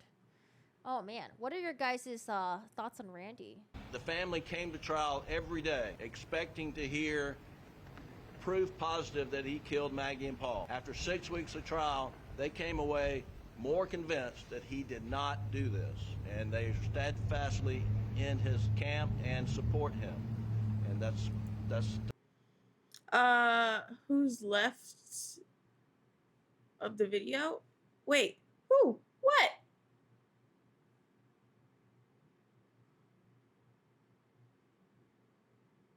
This one? Alex Murdoch brother speaks out why Maggie's nail tech blah blah blah.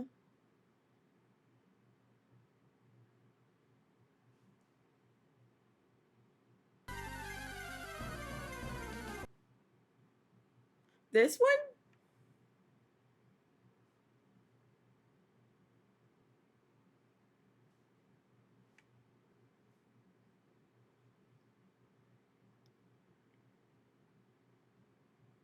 It appears to be the big stream highlight. It's over now, so your question is okay. All right, well, let's jump into some Phoenix.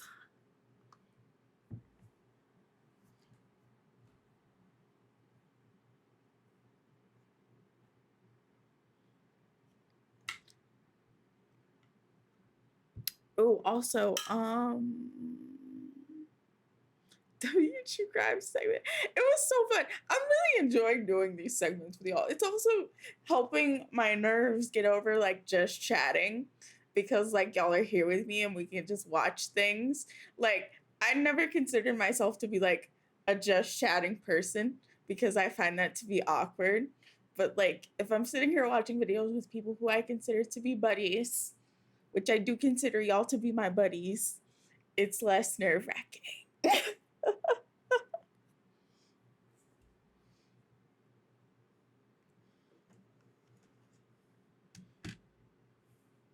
Ruby, hi! How are you?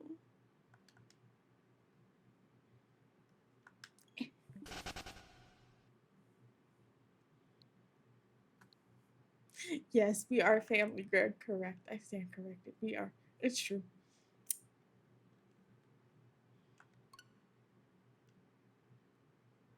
You're good? Relaxing? I'm glad that you're relaxing.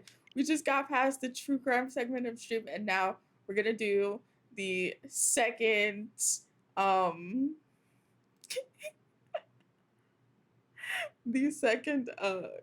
Ace Attorney game, because we just started it after last stream. Dynamic chat during stream all the time. Also dynamic. Like, I will conquer this chatting category one day. I'm screaming.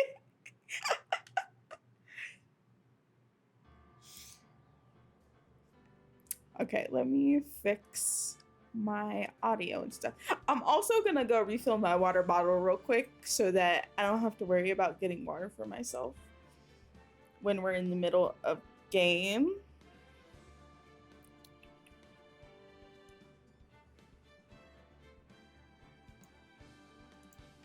So consider this your time to go get snacks.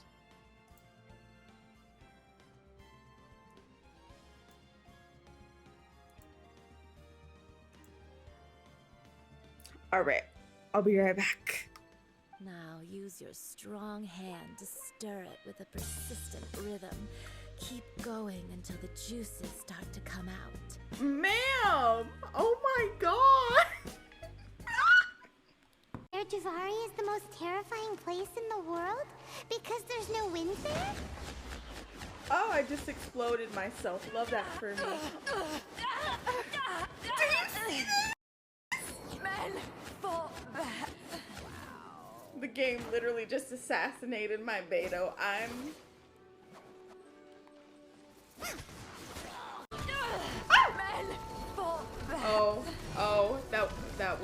That was a choice. Choices were made, you know, and they were bad choices. All right, wait for it, wait for it, wait for it.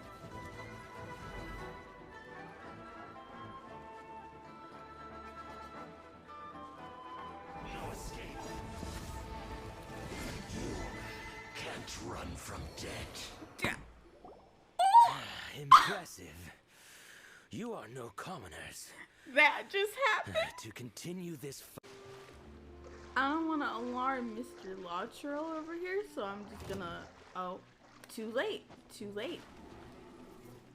We have already aggroed. It's times like these when you wish you had a Chi-Chi. Oh, you wanna fight? Yeah?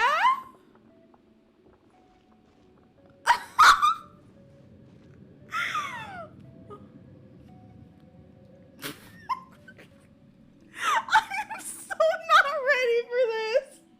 Oh no. Oh my god.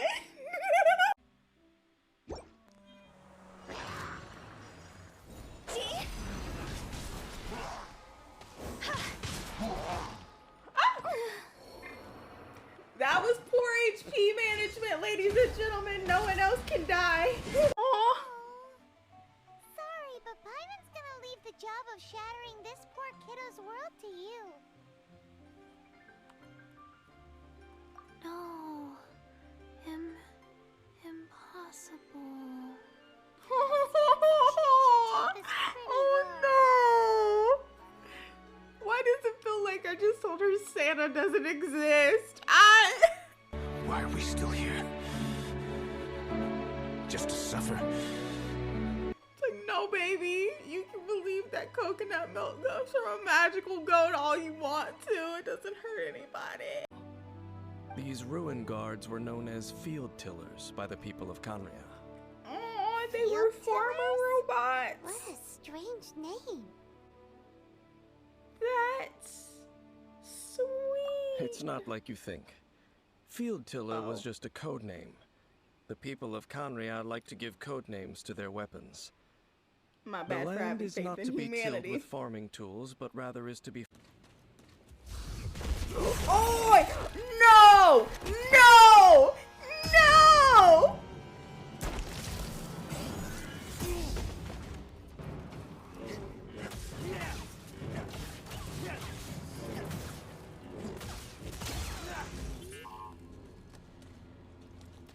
Burn.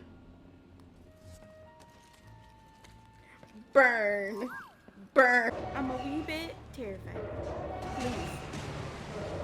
Not this siren! Okay, move. Move. Sir, please. Sir, please. Cow, please! Oh my god, did we die in the water? What the heck? Okay, we're respawning. R.I.P. to cow.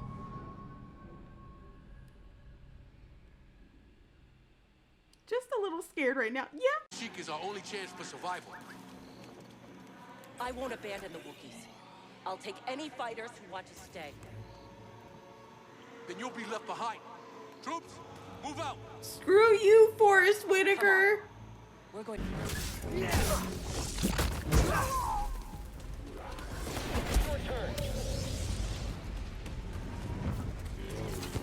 Reinforcements are on the way. Oh! Clip that.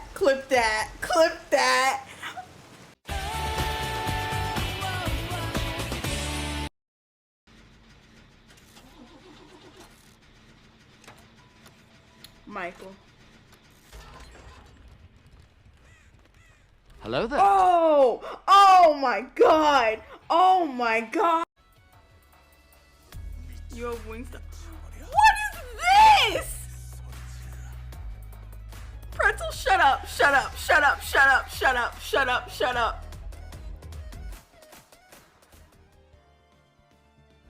All right, y'all, we're back. I have water. We are ready to get our drama on. Let's do it. Hold on, let me game capture myself. Let's see.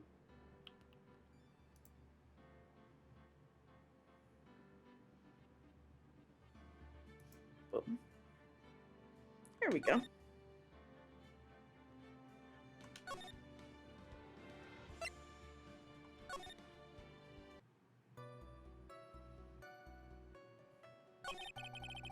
Oh my gosh, right. We were crossing Gumshoe.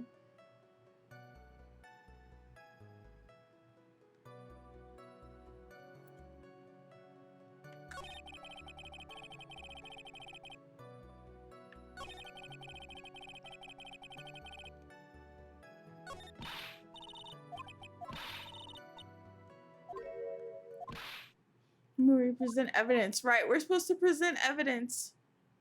Oh, that present evidence.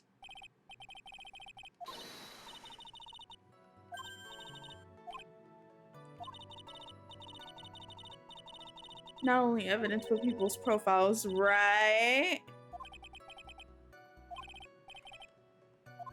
Okay, so...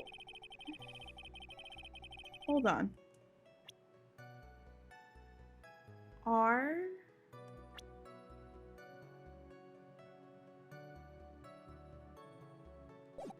Okay, maybe I need to present a profile instead.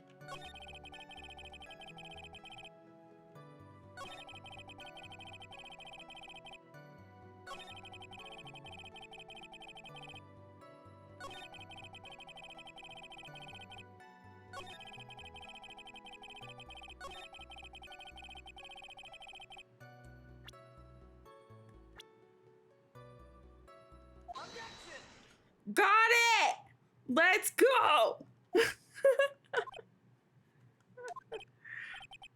What is it?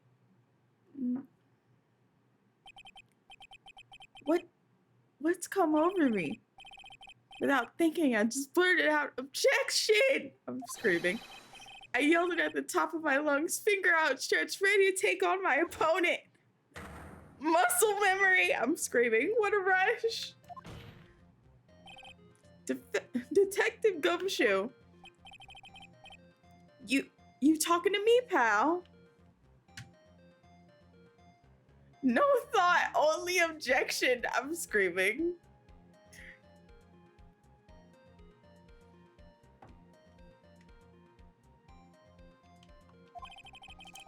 Please state the defendant's name for me. What are you trying to prove with this futile exercise, Mr. Wright?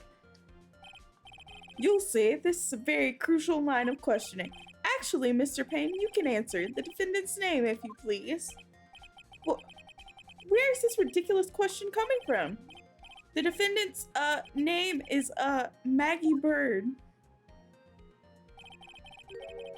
I think someone needs to check the court record. What? It says it right here that it's Maggie Bird. Ah! It looks like the bird caught the cat napping. I'm screaming. What's going on here? I have no idea either, sir. As you can see, the victim did indeed leave a name, Maggie. However, the defendant's name is actually spelled Maggie.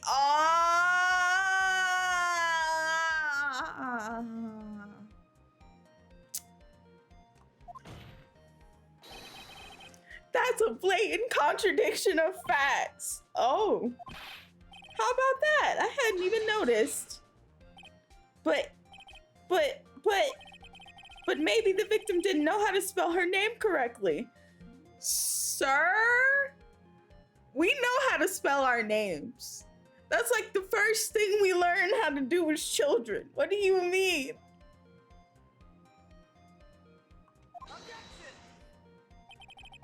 May I remind you that it was you who said the defendant is accused of killing her lover? If they were truly lovers, it would be impossible for him to have known her name.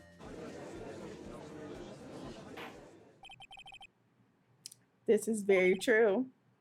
Mr. Payne. Yes, Your Honor?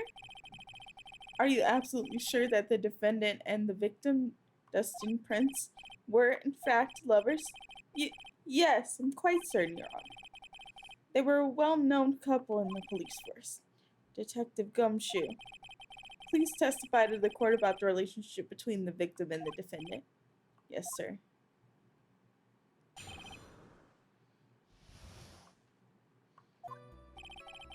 Officer Prince and Officer Bird had been going out for about half a year. It sounded like they were even talking about marriage. Oh, he really is, though. The day of the incident just happened to be the victim's birthday, sir. Officer Bird had gotten Officer Prince a present. It was something she had bought over 2 months ago. I should know, 'cause she came to me to ask what she should get for him. Okay. Oh, those two sound like they were close. Nevertheless, tragedy struck. Yes, I see. You may cross-examine the witness, Mr. Wright.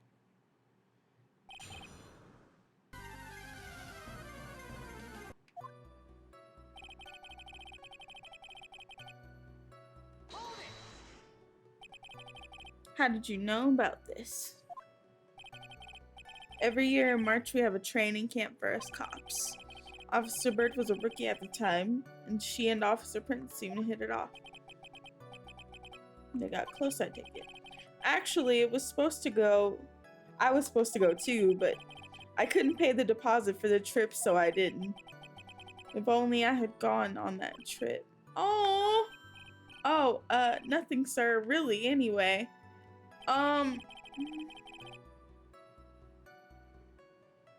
It sounded like they were talking about marriage. Marriage? But wasn't the victim 8 years older than her? What? You're saying guys gotta marry someone the same age as himself, pal? No, that's not what I meant at all. Detective Gumshoe and Dustin were only a year apart, you know. I think this fella has ways to go before marriage. Mind your own business, pal! I'm screaming.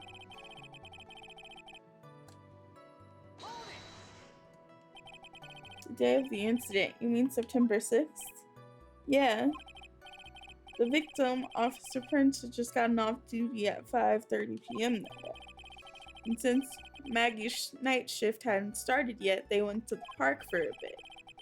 Oh, I remember when I was young and in love. Oh, it was a jolly time. Was he in love with, what's his name? The police chief. Maggie, I mean Officer Bird, had gotten the present. Okay. You seem to know a lot about the defendant. Well, that's because I'm her boss, and I've got to watch out for my subordinates. But even when she was going to give him as a present, isn't that going a bit too far? Hey, pal, watch what you say. I know everything that happens under me. If someone so much as scratches there, I really don't need to know that much. Mr. Wright, please refrain from badgering the witness. I agree. Even if this witness has a crush on the defendant, that should not be to the point of discussion at this time. Whoa, wait a second. Why are we talking about this? It's all your fault, pal. You're guilty, guilty, guilty. I should have you arrested.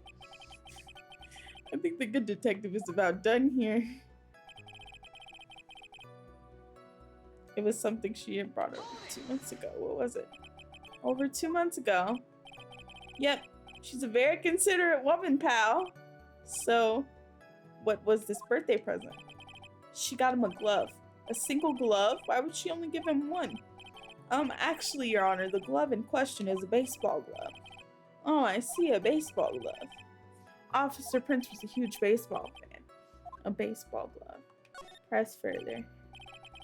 Just now, I believe you said the present was something she had bought over 2 months ago. Yeah? Are you saying that she bought that glove at a store that far in advance? Nah, nothing like that, pal. Then what's it like? She ordered it. It was custom made. Custom made? The glove was custom made? Yep, that's what I said. So the glove was custom made. Your Honor, I really don't see how this glove is related to this case. Yes, it would seem that there's little relevance. What do you think, Mr. Wright?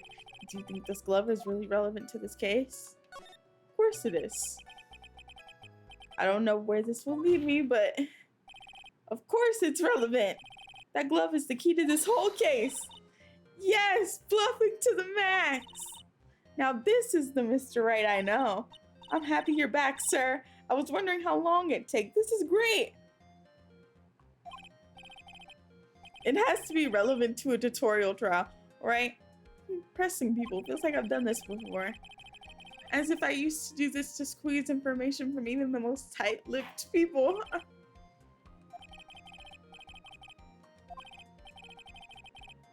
Actually, I brought the glove with me today. And? Why didn't you say so earlier? Hurry and show the glove to the court. I didn't think it had anything to do with this case. Anyway, this is it, sir. It's rather yellow, isn't it? If the glove fits, you must quit. Or if the glove doesn't fit, you must quit. What was that?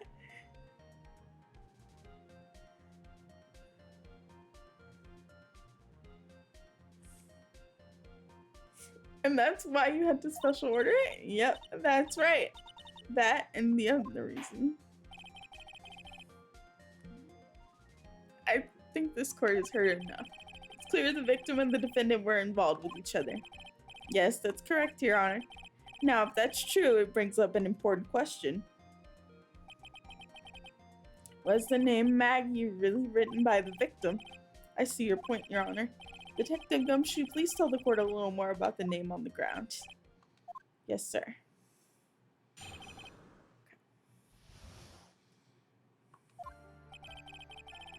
We first looked into the handwriting. Unfortunately, we couldn't confirm that it was the victim's handwriting. Or we could confirm. Next, we checked the victim's pointer finger. We found that there was sand trapped under the victim's fingernail. There were also scratches on his skin that were caused by him writing on the ground. From this, we could confirm that the victim wrote this name with his right hand. Okay. Yes, a perfectly logical conclusion. Now then, Mr. Wright, we may cross-examine the witness.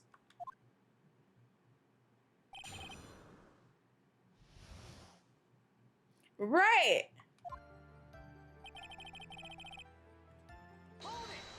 We're gonna press all these. But can you really determine handwriting based on a sample written in the sand? This is why amateurs are amateurs. We're not a bunch of simpletons, pal. Scientific investigation in this country is actually pretty good.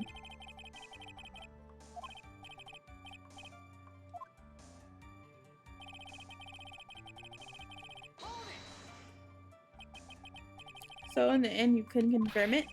Hey, don't look down on us. I told you, we're not a bunch of simpletons, pal. Everyone knows you can't find out everything you want with scientific investigation. I've never heard that before. Me neither. Nor I. I never heard anything like that at the police academy, sir. Okay, so I made it up. Anyway.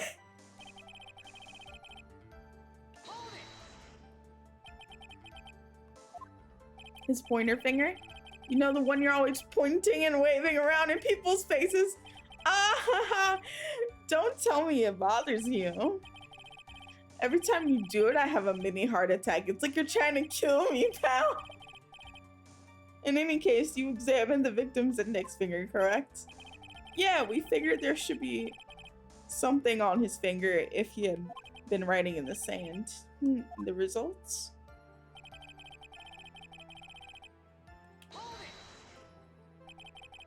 And what does that prove?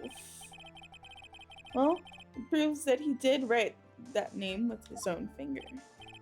Yes, which explains why there's sand stuck under his nail. I guess he's right. And there's more. There are also scratches on his skin that were caused by him writing on the ground. That doesn't make sense.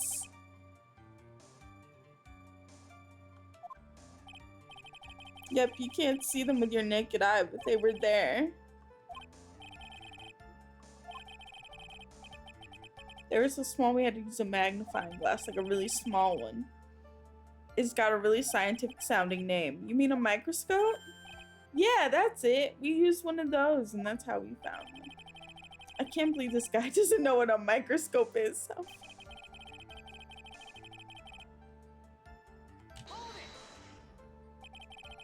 Are you absolutely sure?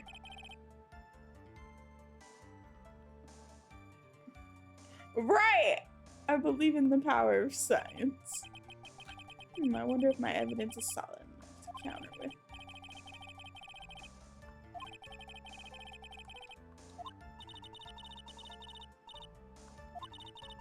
Dustin really wrote that message with his right hand. Don't you think I would have struggled to get him the present? So we need to present the glove at some point.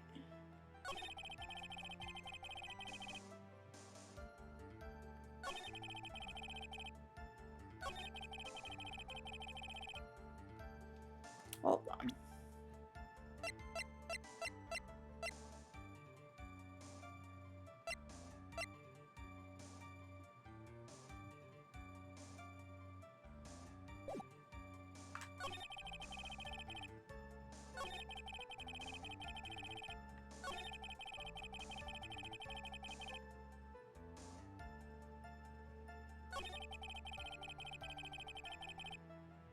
Okay, hold on.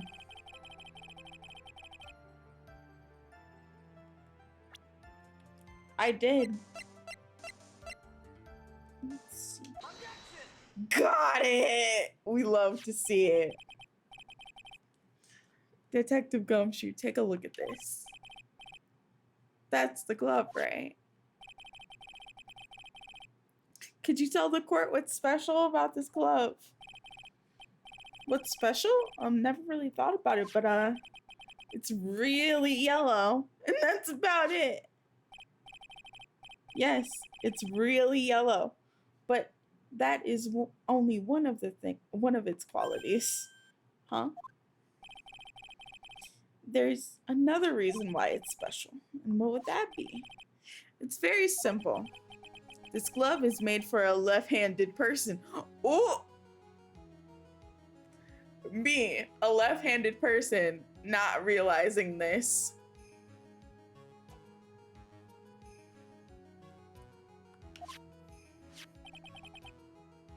Left-handed? Why, you're absolutely right. This glove is made to be worn on the right hand. That is why it had to be custom made. I've never seen a bright yellow left-hander's glove for sale, do you? Well, no. Yeah, stuff for, left-handed people is notoriously scarce. It's bad.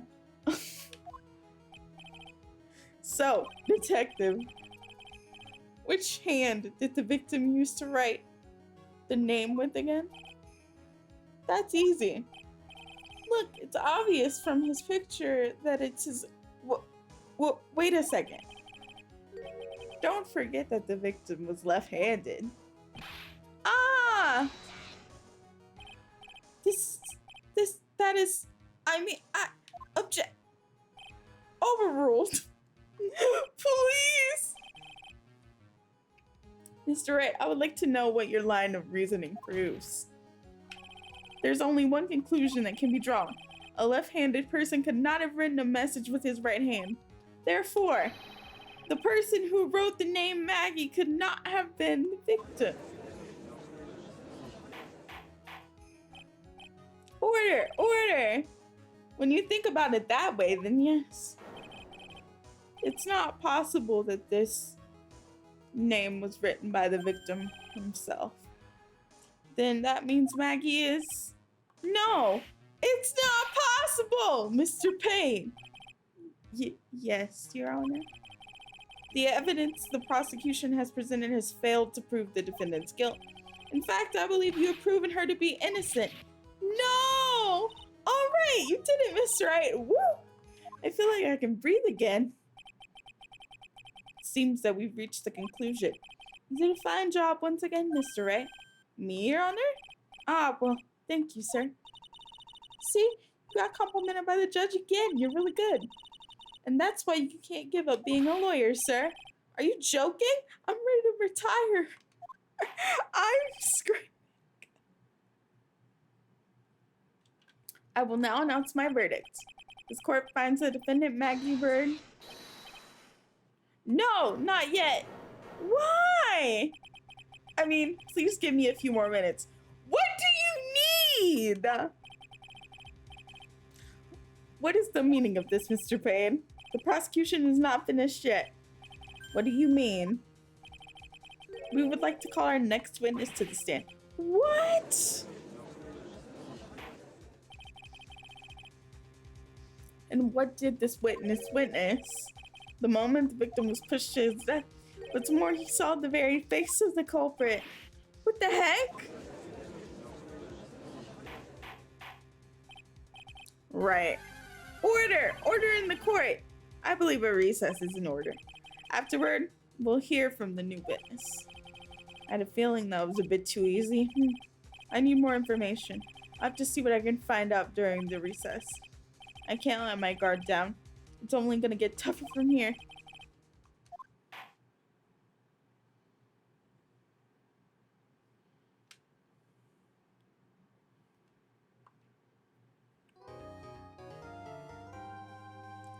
Ooh, that was very nice.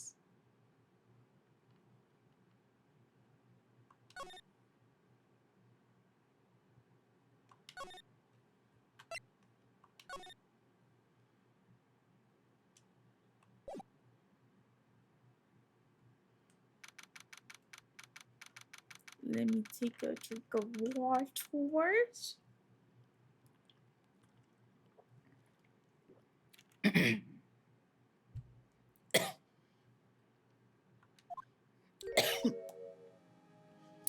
Amnesia? I can't believe my lawyer's trying to defend me in such a state.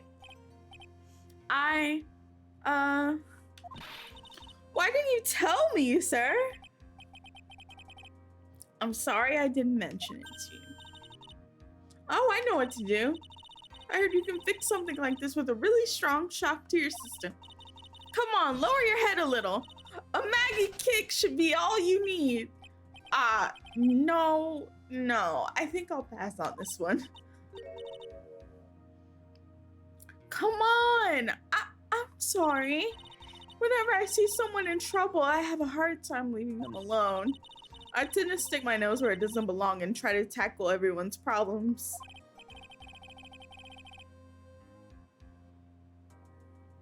Well, my head's one problem you won't be tackling today. I'm screaming.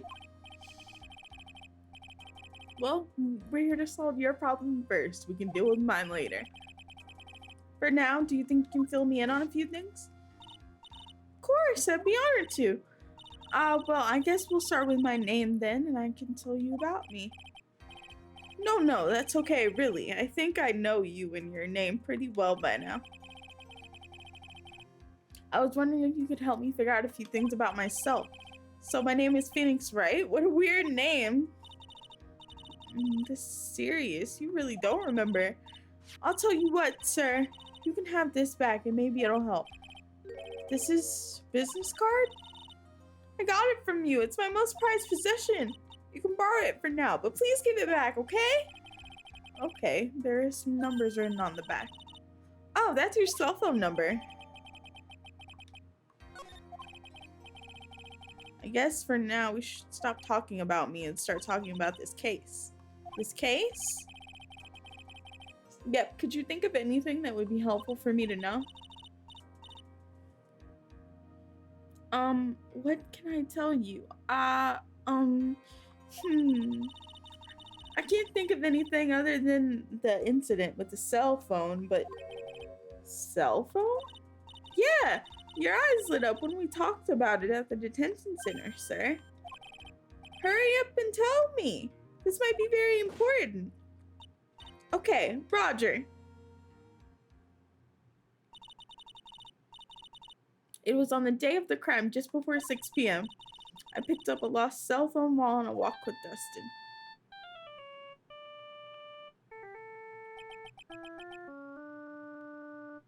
Isn't that ringtone that woke us up from the nightmare? All of a sudden, the phone began to ring. Hello? Oh, thank you. I've been searching for my phone. Is this yours? Oh, I'm glad you called. We can meet up and I can give this back. Blue Badger hoodie. Wait, she has a Blue Badger hoodie? Oh my God. I want a Blue Badger hoodie. I'll be right there. I'm sorry I didn't catch your name. You can call me Maggie. Oh my God, she is wearing one. I would like one. We agreed to meet up at 6 p.m. Dustin and I waited for the person to show up, but they never did. So where's this phone you found now? I gave it to you yesterday. Huh, to me? Is that phone still in my pocket? You mean this? Do you think it has anything to do with the murder? I don't really know, but if my eyes lit up... Ah! You were here all along! You're so mean! Hi! I called you a million times, but you wouldn't pick up. And when I went to check in the courtroom, everyone had already left. Now who in the heck is this?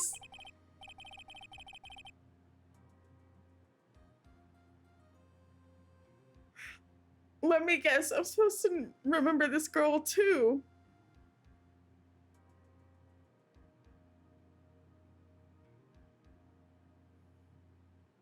Yeah.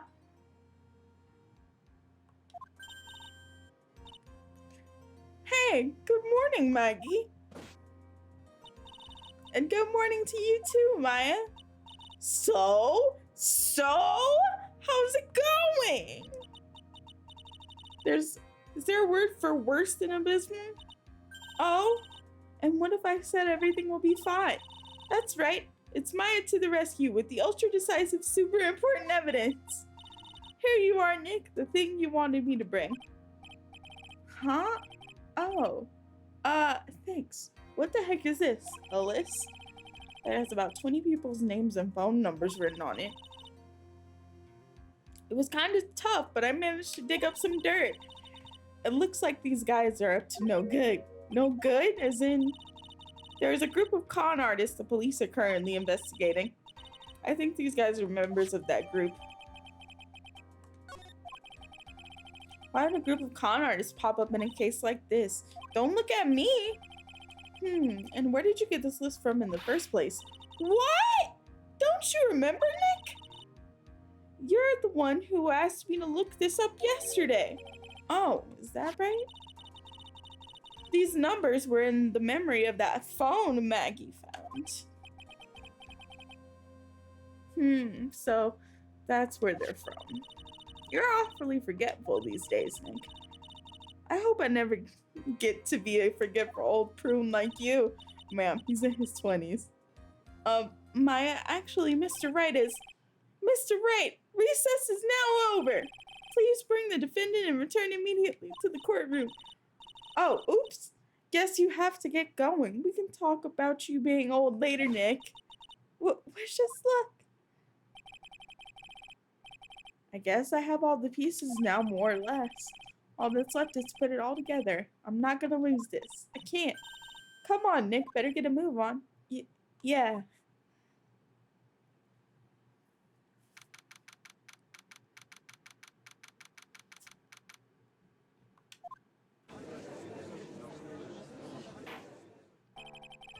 Court will now reconvene. Please call your next witness to the stand.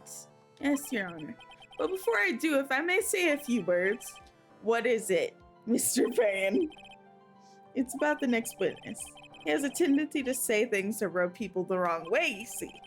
So I asked that the court might be a little lenient on... There's no need to give a preface. Just hurry up and call your witness, please.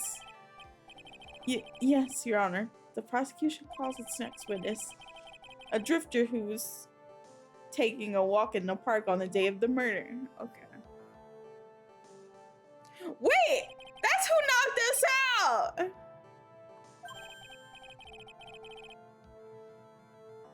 He's giving James Charles.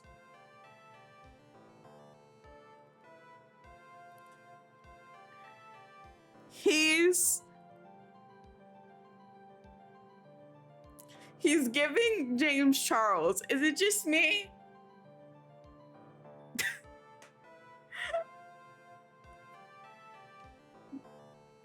Before I do, I'd like to clarify a little something. Huh? Oh, all right, go ahead. Just now, you introduced my wonderful self to the court, correct? Perhaps as a drifter who was taking a walk? Did I? Enjoy your lurk, Greg. You gotta tell me what you're cooking. He's giving a rich influencer who actually rents everything by himself, screaming. He really is, though. But I will not stand for that. You've now tainted the court's eyes and colored me wrongly. Tinted. He said tinted.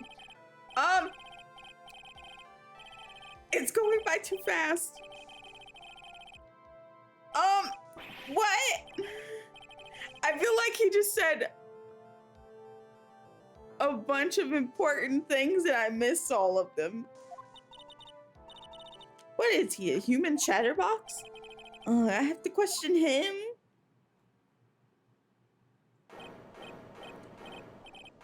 Fashion, cars, women, glasses, and of course, university. First rates need only apply. What does university have to do with this? I am confused. Glasses? But you aren't wearing glasses. That's enough. Your name, witness. Oh? Is that how you want to play this? Using your power and influence to keep young people down. I see how you work now. You old people and your dirty tricks. You thought you had me, but you thought wrong. Judge! I'm sorry. It won't happen again. Oh, man. I forgive you. All right. I suppose I could tell you my name. I'm Richard Wellington, the drifting virtuoso with a PhD in drifting, as it were. if you wanted to, you could call me a university student in transit. What does that mean?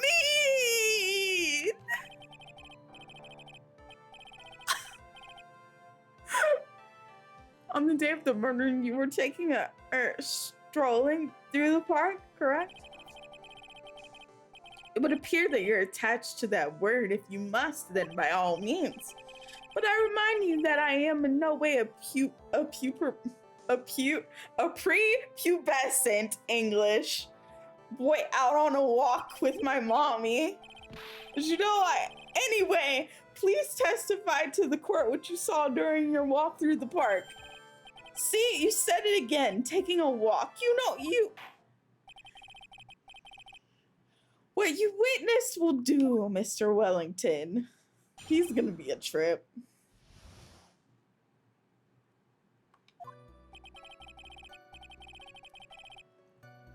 I was at the park all afternoon, deep in thought about my life situation. Oh my God. I don't remember the time all that well, but I do believe it was past 6 p.m. All of a sudden, a police officer falls from above, right in front of my eyes. Without a thought, I looked up there and met the eyes of a charming young lady. Of course, I remember her sweet face. It was that of the pretty defendant there. The only other thing I saw was the banana that fell with the police officer. The banana? Nani? Okay.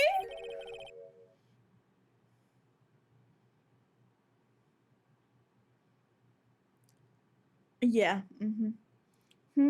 That was certainly a decisive testimony. Decisive? Nick, did you hear what you just said? Yeah. That's all you have to say? How can you be so calm?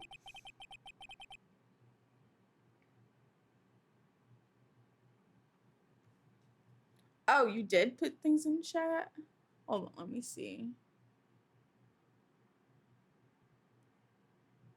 But you just I can't have that. That is so dramatic. Oh my God.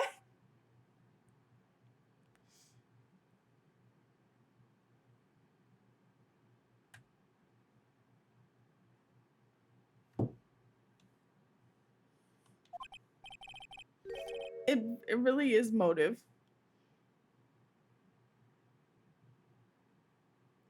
Okay, what is it? Maybe it's because I believe in my client. What happened with Mitch McConnell? What happened? No, I did not hear. Oh, am I gonna enjoy this? He fell down some stairs. How did he fall down some stairs?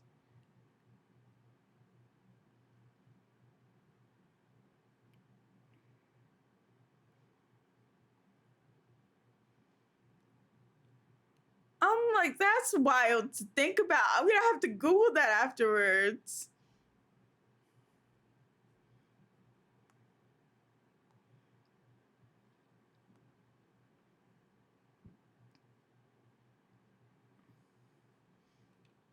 Okay. You mean Maggie? Yes, and if she really is innocent, that can only mean one thing. That guy is lying. The song about I'm loving him is going around again on TikTok. Oh my God. Please. Okay. Let's grill James Charles. Oh my God. I can't unsee it. I really can't.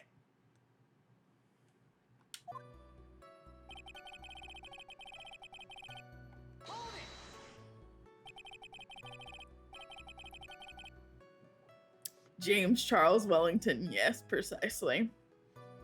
So you were at the park all afternoon? You seem to have a lot of free time. That was very rude of you. But then again, what can I expect? That's what you get from a man who graduated from a no-name trashy university. You haven't even graduated yet! What school do you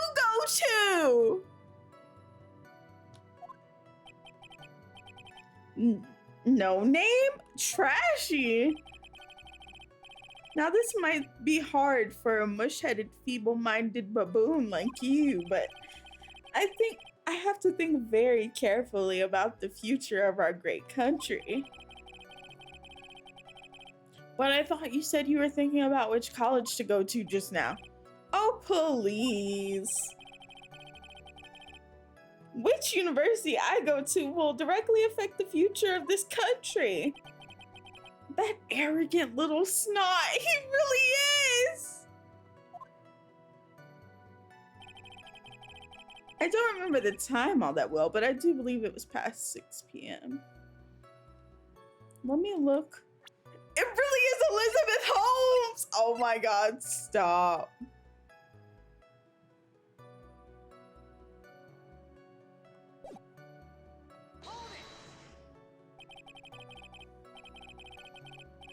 How did you know what time of day it was? I see you're not wearing a watch, so... Is that the best you could do? Do you think you can discredit me like that? You're just a third-rate biased fool. I guess I can't expect real smarts from you. You're not answering my question! Press him again! Answer the question. How did you know what time it was? Tisk, tisk. I can't believe I have to deal with a worm like you. You're just a shallow man who can only slam on desk and point at people for fun. I guess I don't have a choice. I'll try to explain it so that even a third-rate simpleton like you can understand. There was this little thing they call a clock at the park. Did you get that? Do you know what a clock is? It's a thing that tells you the time. As you can see, Mr. Wright, it's even in the picture of the crime scene. Oh, so it is. I looked at that clock and I knew the time. But if you ask me, the whole concept of a real first-class version, what the And yet again, another flood of meaningless words. Talk about a first-class waste of time. In any case...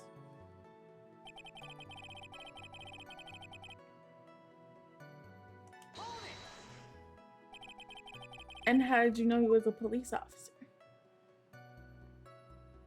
I want to smack him. You obviously have no idea how powerful my deductive reasoning skills are. With one glance, I could tell just what kind of occupation he held. That shoddy, do-it-for-yourself hairstyle, the way he always had his tie and she blah blah blah. Oh, and I suppose it was also because he was wearing an officer uniform. I'm screaming. Wow, that's pretty impressive. Maya, don't fall for the sauce. Hey, Nick, do you think he's figured out what to do? Even I haven't figured that out yet.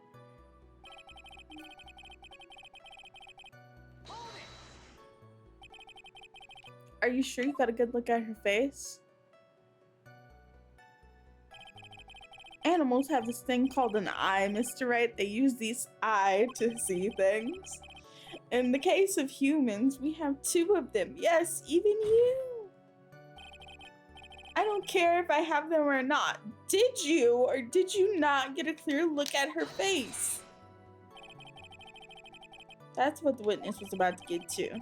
I would like to request that Mr. Wright not use such a loud voice during questioning. Sustained, Mr. Wright, please refrain from raising your voice in this court. Then please don't make me have to raise my voice. Are you finished? I'd like to continue if that's all right with you. I want to strangle him.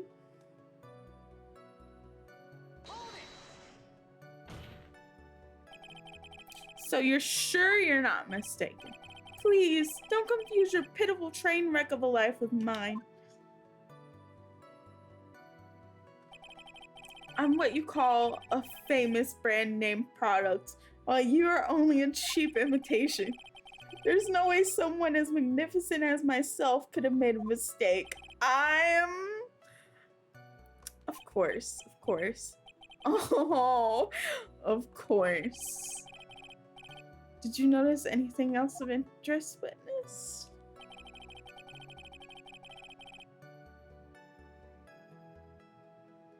Let me try and present the baseball glove. Yeah, throw him out. Bleach him maybe. Pour some bleach on that. Some disinfectant. You know, he really needs to be cleaned, like the entire attitude. The banana? Well, it's more like just one, more like a bunch of bananas. Now, what would a bunch of bananas be doing there? I think he's talking about the glove. And why would I know such a thing? I'm only telling you what you saw. That's really strange. Maggie never mentioned anything about a bunch of bananas. That's it, Nick. He's got to be lying about the bananas. It could be, but there's no reason for him to lie about bananas being in the crime scene. And if it's not, what's the lie? Well, maybe he thought he was seeing one thing and he saw something else. The glove!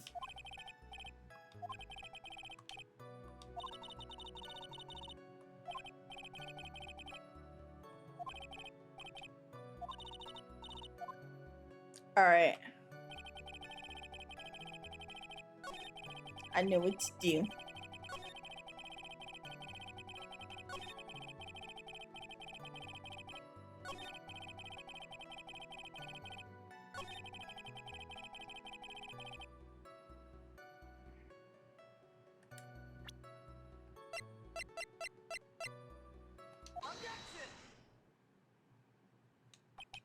Mr. Wellington.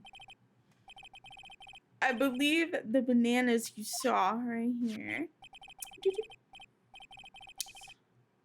So you knew about the bananas too? Why didn't you say so earlier? The game is quiet? Weird. Hold on, let me look at my... Yeah, that's right. Okay. And that's where you'd be wrong. Mr. Wright, what's the meaning of this? Isn't that the baseball glove? Huh? What? A baseball glove? Doesn't it look delicious? Care for a bite? That's not... It's a... No! Your Honor, I think this proves one very important fact. The witness has bad eyesight. By the way, just how bad are your eyes? Huh? Why are you asking me about this all of a sudden? Your Honor, it's very simple to mistake a glove for a bunch of bananas. No, I don't think so. Objection overruled. You're one of those people. Yes, you know what I mean. You're like those people who refuse to help Galileo. Oh. And that's why I asked you how bad your eyesight is. They're both 20 to 100. Not to 100, to 200. That doesn't make sense, sir. 20 to 100. That does not make sense. That does not exist. I'm screaming. Okay. Hold on, let me check. How's that? Game audio better?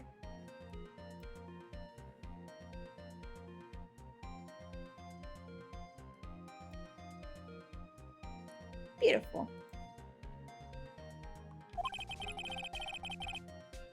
Why are you not wearing your glasses today then? That's because I lost them recently. You see, of course I was planning on getting a new pair. I made them right away. But you know, my glasses are no ordinary glasses, so to replace them... How about when you witnessed the crime? Were you wearing your glasses then? How about it, witness? You are an unrelenting, evil man. You're like those people who rejected Joan of Arc. She was brave and courageous and... I'm screaming. Which boils down to, were you not wearing your glasses at the time? Therefore, the identity of the woman at the crime scene and that of the defendant cannot be proven the same by this witness. But the height difference is only 9 feet. It's very possible for him to see the face of the culprit standing on the upper path. Witness, please be more accurate in your testimony. Remember, a person's life is at stake. Yes, Your Honor. Now, please continue with your testimony.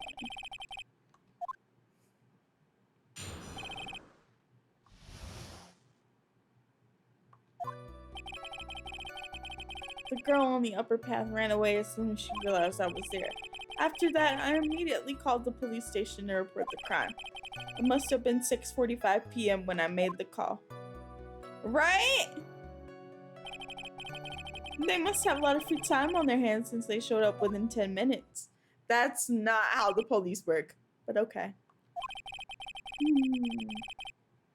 So, the person who was on the upper path saw you and then ran away.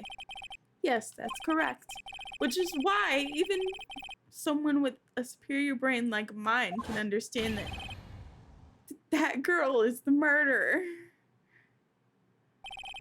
You may question the witness. Let's do it.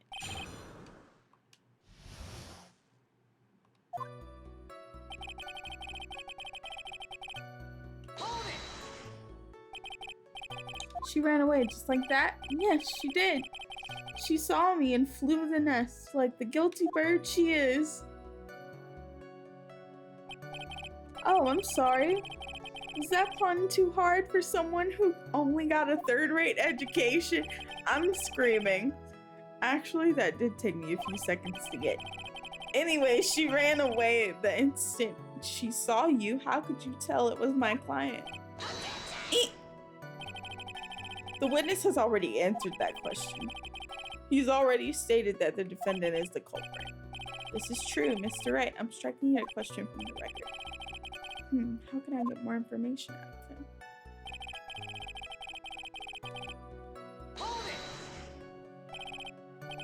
Immediately as in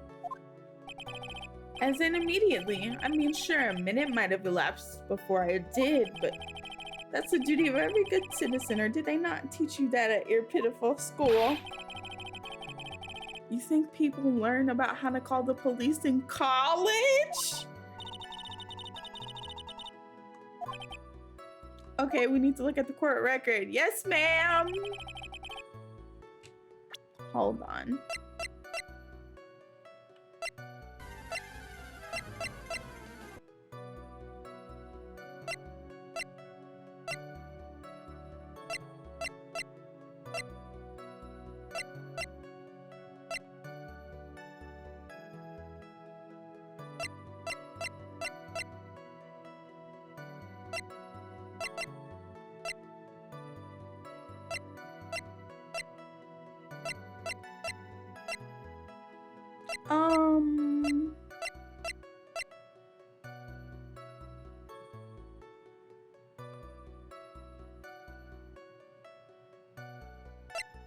The autopsy report. I can't check it. There's no check button. There's a legendary in the chat. Everyone get their Pokeballs ready.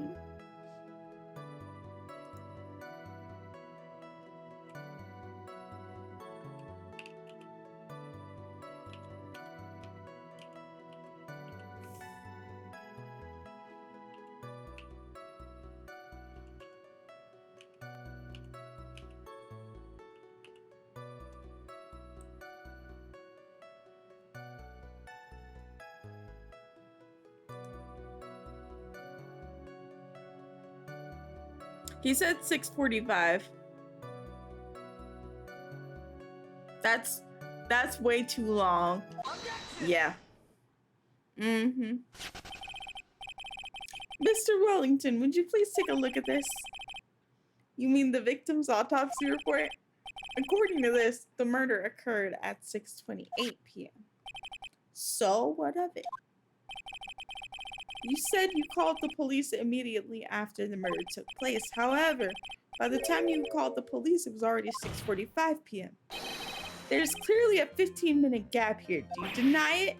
I think this court would like to hear what you were doing during that 15-minute time gap. The witness was in shock at the time after witnessing a terrible murder. It's only expected that he would be a little dazed. 15 minutes is hardly what I call a little dazed. Ah, Mr. Wellington. Yes. Explain yourself. What were you doing during those 15 minutes? Answer the question. Telephone, spit it out. I was searching for a phone booth. A phone booth? You mean you don't have a cell phone? You and your questions. As if you're trying to open up all the layers of You must really think you're something special. I know what doll he was talking about. I just can't pronounce that. Witness. I lost my cell phone. There, are you happy? Yes, you lost it. Unbelievable. You lose your glasses and your cell phone? You must be very scatterbrained when it comes to your belongings. What? What are you saying? That first-rate people are never allowed to lose things? Haven't you ever heard of geniuses? Enough. Oh man. Oh man. Wait, hold on a second. He lost his cell phone? Nick, that cell phone, could it be? You mean this phone Maggie found? There's no way. Boy, I didn't see this coming. What should I do now? Let's go. Mr. Wellington. Where's your cell phone right now? What are you getting all excited about? You seem to be a little confused. I found my phone. I'll have you know. See, here it is. Oh, I see. It looks like he's got his phone. And I thought that just maybe this was his. He could have bought another one. That's no excuse. At the time of the murder, the witness did not have his cell phone because he lost it. Therefore, the delay in his call was caused by his search for a phone booth. Well, that's the gist of it. I guess you could put it that way and leave it at that. Do you have any further questions, Mr. Wright? Yeah, we do. There is something. Your Honor, the witness's testimony does not make any sense. I don't believe there was ever a need for the witness to search for a phone. How dare you! You can't just make outrageous claims like that. Do you have some sort of proof? Well, yeah, of course.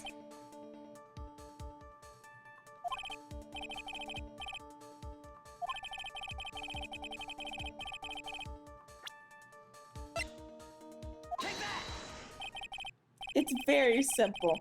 This is the evidence that backs up my claim. And yet again, you presented this court with an obtuse, meaningless item. Huh? It's obtuse and meaningless? I don't get you at all, Nick. Why would you think he would need to in the first place? Well, that's because I was looking at the evidence and it just hit me. I thought, hey, he really didn't have to look for a phone. Why don't you hurry up and present that piece of evidence? Wait, what was it if it wasn't the phone?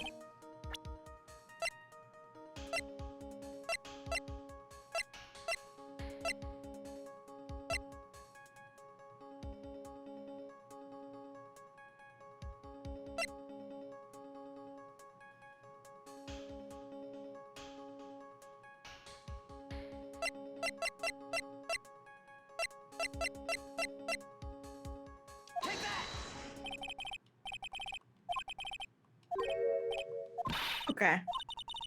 Hold on.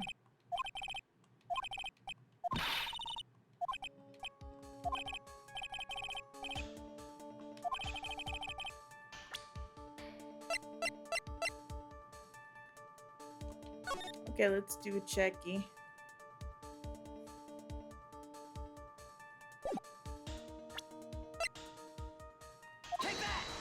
Oops. Darn it. I pressed the wrong button.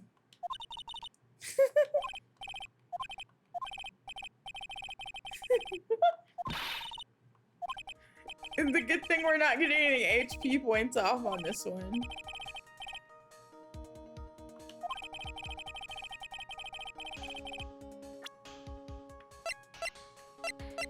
This one?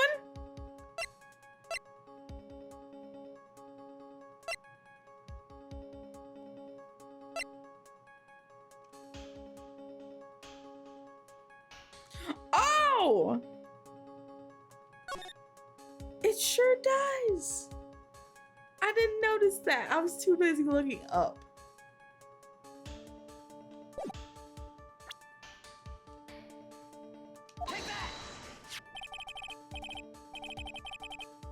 It's quite simple, actually. Please take a look at this. I have a crime scene photo. Is there a problem with it? Oh, there's nothing wrong with the picture. But if you don't understand my logic after looking at it, something's wrong with you. No! It's a phone booth. That's correct. All the defendant had to do was walk 3 steps. Mr. Wellington, why did you not use the phone that was right in front of you?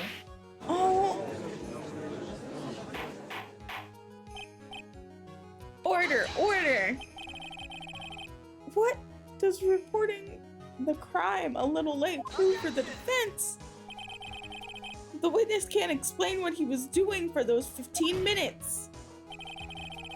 That's reason enough to throw suspicion on his testimony. Yes, this is very true. What do you have to say for yourself, witness? I bet this phone really is his, Nick. He must have killed Dustin to get his phone back. And Maggie said that she was going to return it to him. So there was no reason for him to kill for it. And on top of that, we still have the phone she found anyway. But if he wasn't looking for his cell phone, maybe he was looking for something else? Was he? Mr. Wright. Yes, Your Honor. Do you have any thoughts you would like to share with the court? Can you offer an explanation as to what the witness was doing during those 15 minutes? Yes.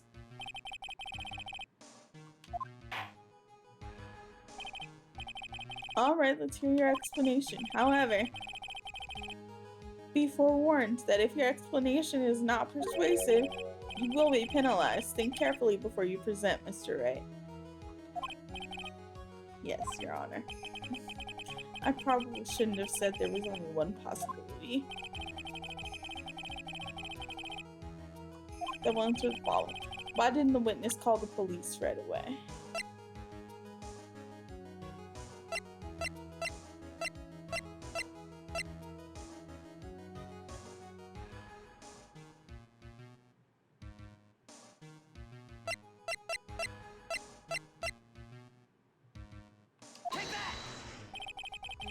Nope.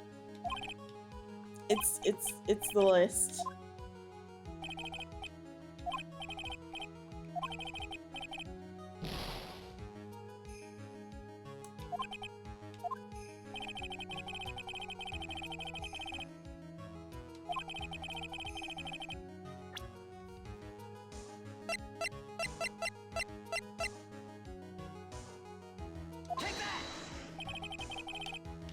No, it's not the list.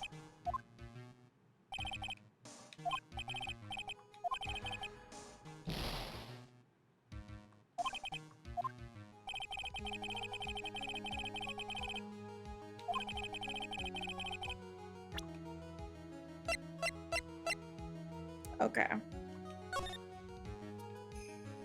So there's photo number 1.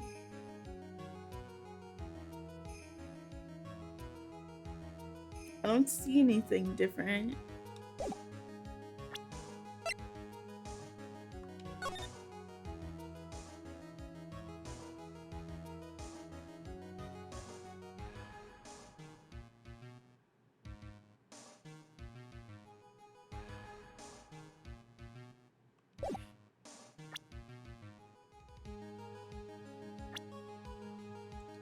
Okay, hold on.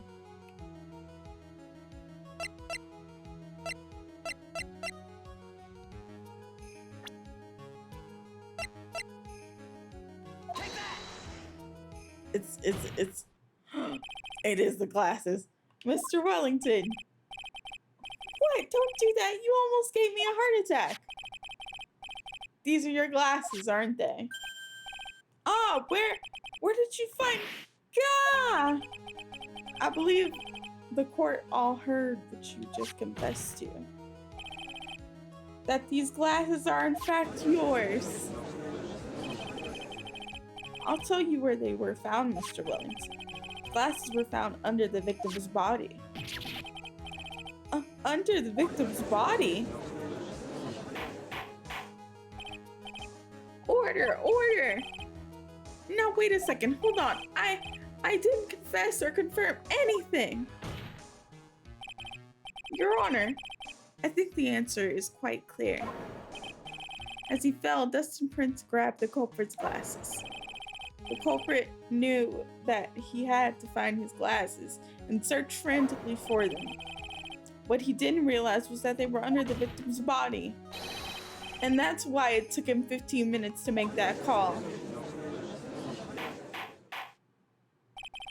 Mr. Wright, are you indicating that the witness is the real murderer? Of course.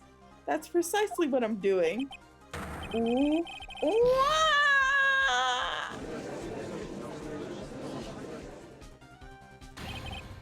I know I'm right. He's the real murderer. Did you figure it out, Nick? More or less. Turns out this cell phone was the key to the case after all. Anyway, now's our chance to deep six this guy. I'll sink him in one shot. Yeah, this is so exciting watching you work again. Somehow, my old self is coming back to me. It's time to sink or swim. Everything rests on the edge of a knife.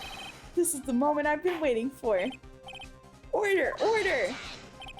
Your Honor, the defense is making a mockery of this court. Without any solid ground to stand on, he accuses the witness of being a murderer. Yeah, that's right. I'm no criminal. This third-rate fraud of a lawyer. In that case, why don't we look at it from a different perspective? Let's hear your explanation as to why you're not the murderer. Why, that's easy. For example, there's, the name the victim wrote. What about that? Oh, you mean the name Maggie? Yeah, even an idiot can read that, right? But we already know this was not written by the victim himself. After all, the defendant's name is Maggie, and the victim was left-handed. In other words, in order to make the defendant look guilty, the real criminal used the victim's right hand to write her name on the ground. But, wouldn't that mean that the real criminal was someone the defendant knew? Otherwise, how else would that person know her name was Maggie? Or Maggie. It's a good point. The witness didn't even know of Miss Bird before this trial. I forgot. Was there any way this creep would have known Maggie beforehand? There's a way.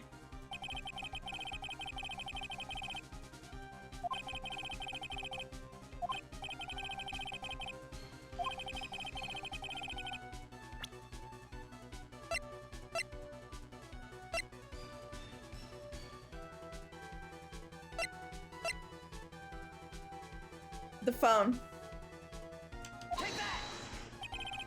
Mr. Wellington, you didn't have your cell phone with you on the day of the murder, correct? So what if I didn't? When you realized you had lost it, what did you do? What did I do? Did you try and find it by calling it? Why you? How did you? Your Honor, these questions have nothing to do with... Overruled. Mr. Wright, where are you going with this line of questioning? Do you think there's some relation between the witness's cell phone and the murder? I do, Your Honor.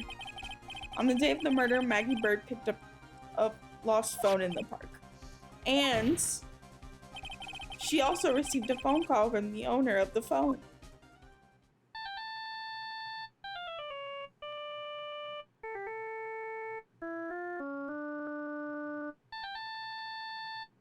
Why does this dude have like the ultimate villain ringtone?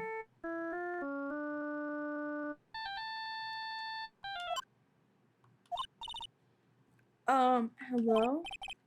Oh, thank you. I've been searching for my phone. It's yours? I'm glad you called. We can meet up and I can give this back. I'll be right there. I'm sorry. I didn't catch your name. You can call me Maggie.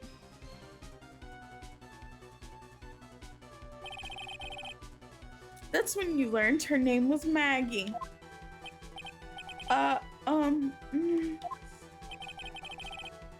you made one fatal mistake. Fatal mistake? My client's name is Maggie. But the name that was written on the ground was Maggie with an I-E. That mistake, that is a mistake that can only occur if you knew what her name sounded like. Eek. Order! But, Your Honor, the witness has no motive. And your point is? It's very simple, Your Honor. A person usually would not kill someone without a reason. Mr. Wellington had no reason to kill anyone. That's absolutely correct. I don't have a motive. Mr. Ray, Your Honor, can you explain what motive the witness had? It's very simple, Your Honor. Are you sure, Nick? If I said I can't offer an explanation, then the trial's over, right? Yeah, but...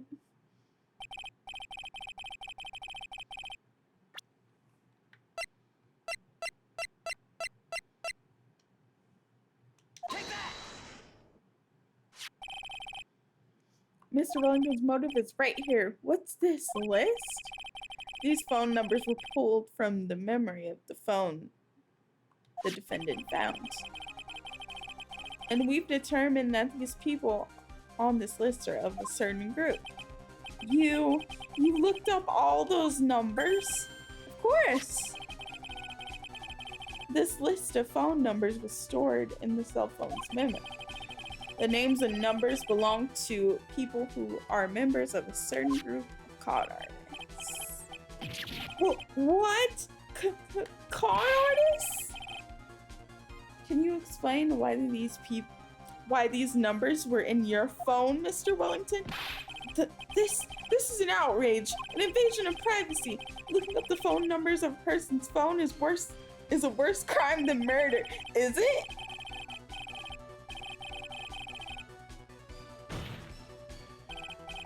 I don't care, Mr. Wellington. All I want is for you to tell us what this is about. You think any of you know? I know, right? It's to distract you. Your Honor, this is badgering of a witness. Objection overruled. Mr. Wright, what is the meaning of this? Why would the witness have numbers of the con artists in his phone? Isn't that obvious? The witness is a member of that group. Mr. Wellington is a member of this very group? No! All of your friends' phone numbers are stored right here on this phone. If anyone were to look into these phone numbers, it would be all over for you. That's why you had to kill. No, this is too much!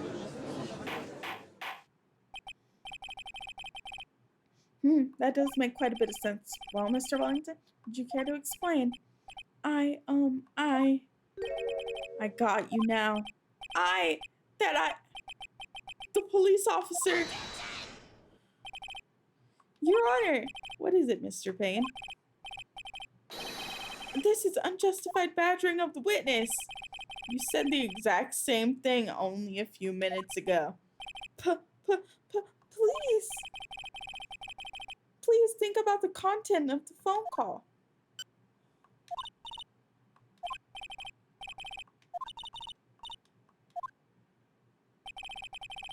The defendant already promised that she would return the phone.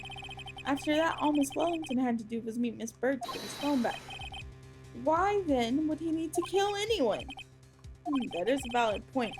What does the defense think about this? If you think about it logically, then it makes sense. Then maybe we should be thinking outside the box. Yeah, if you think like that, let's see. Maybe that slime ball saw something at the crime scene that made him commit murder. Your thoughts, Mr. Wright? Well, I don't think Mr. Wellington went to pick up his phone in a very friendly manner. But he was promised his phone, so why would he have been unfriendly to the defendant? I think he must have seen something that didn't agree with him when he got there. Well, then, Mr. Wright, what was that something that didn't agree with the witness?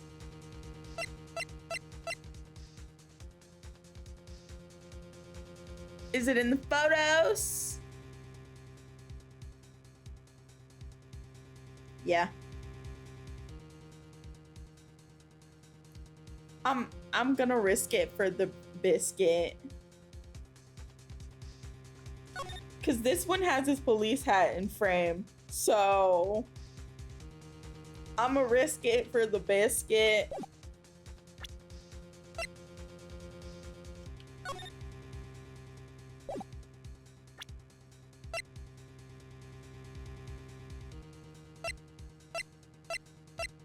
If it's not that, then I'm gonna assume that it's her profile.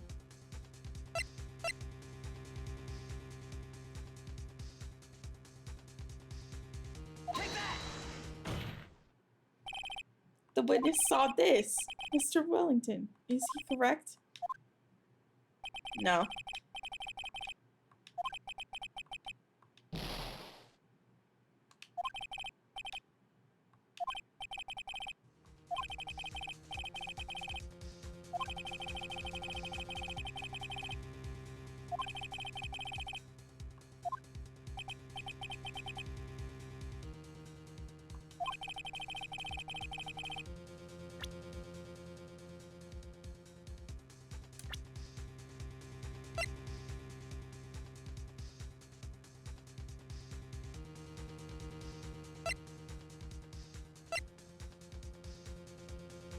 It's the profiles. Yep, I was just about to go there. What Mr. Wellington saw was the victim. The victim? You mean Dustin Prince? Dustin Prince had gone on his date right after his shift was over. With no time to change, he went to the park still wearing his police uniform. Oh. The girl who picked up my phone was with a policeman. He couldn't have known that they were going out, so he began to worry. He was afraid the policeman would ask a few questions before returning his phone. If I do anything suspicious, he might run a check on my phone. In his mind, it was possible that they had already run a check on his phone. And he went into a panic, is that what you're saying? Exactly. Officer Prince was murdered simply because he was in uniform. Mr. Payne, do you have any comments? I'm thinking. It seems like the truth has come out at last. The witness, Mr. Wellington, you are... Huh.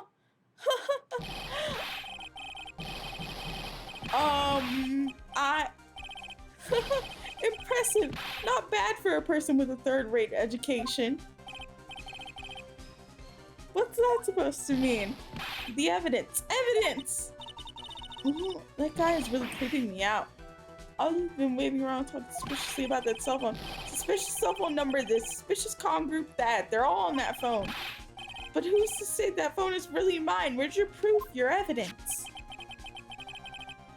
You want proof that this phone is yours? Ah ha ha ha.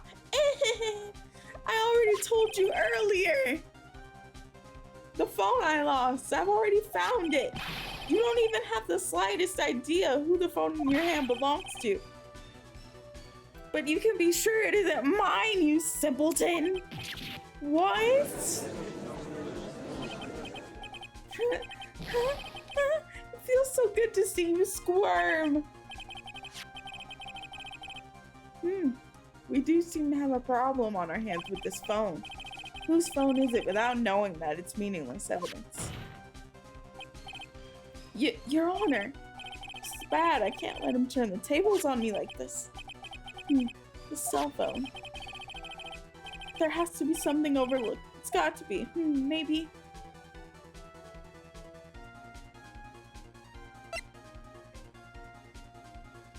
Fingerprints on the phone is a compelling answer, but...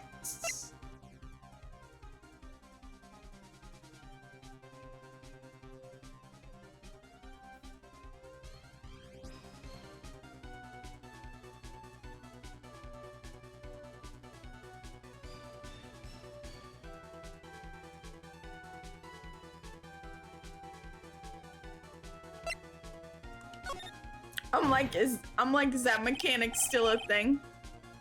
I got it. We should check for fingerprints. Fingerprints? Yes, Your Honor. Mr. Wellington must have left some prints on his phone. Nick, don't you remember? When you got that from Maggie, you wiped it off. What?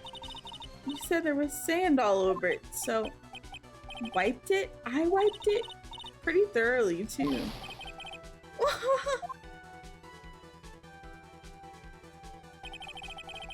It's oh so much fun watching third-rate trash babble like morons amongst themselves. How many times do I have to say this? My phone is right here, you see? Oh, and incidentally, you can't check the numbers stored on this phone. Oh, really? You just told on yourself? It must have glitched because all the numbers just magically disappeared. You've got to be joking. He erased all the numbers I was going to use as evidence. Mr. Wellington, what's this? By the tone of your voice, it sounds like you still have some fight left in you. Where did you finally find your cell phone?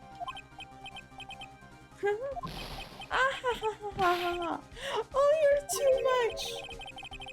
And of course, you have no idea what I'm talking about.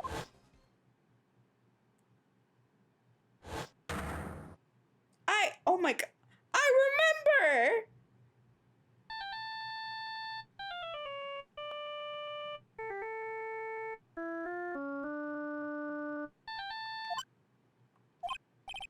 Huh, looks like they hung up. Aw, good. I finally found it. Yup, and then he knocked him out. So that's when... What's wrong, Mr. Attorney? Why the harsh glare in your eyes?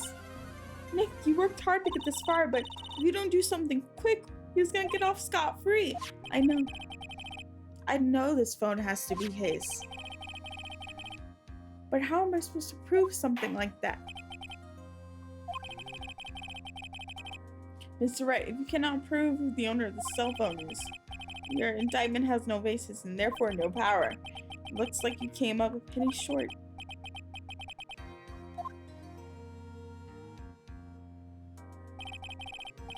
Don't blame yourself. You're merely a third-rate lawyer. Where's Edgeworth to slap this man? No one's allowed to sass right but Edgeworth. Who are you? What are you? That's something you haven't figured out for yourself yet. Who am I? The court hereby concludes the cross-examination. If that will be all, I'll bid you gentlemen and ladies goodbye. I have a reservation at an ultra-fancy restaurant on this side of town. Thank you for your assistance. You've had a stressful day, so please, bon appetit. Object.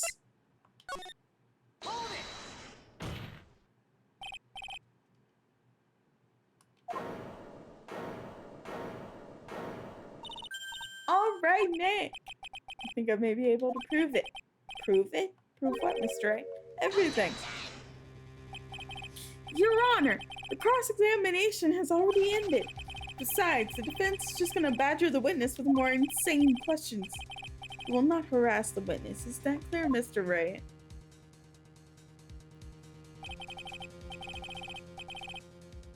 Did you hear that? No harassment allowed, Mr. Attorney. Please, Your Honor.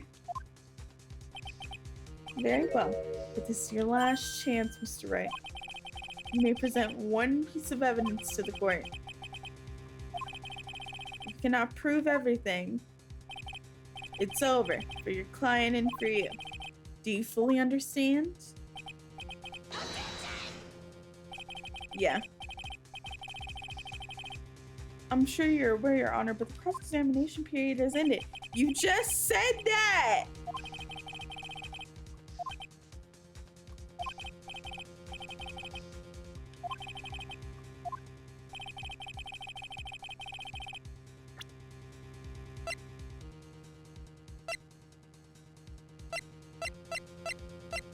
Yep.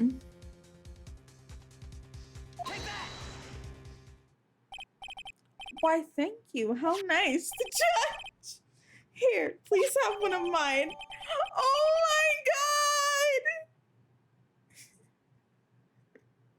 god! Please. This is... I will treasure it. Wait, what am I doing? This isn't time to be exchanging business cards. Your Honor, there's something very important about that card, and that is...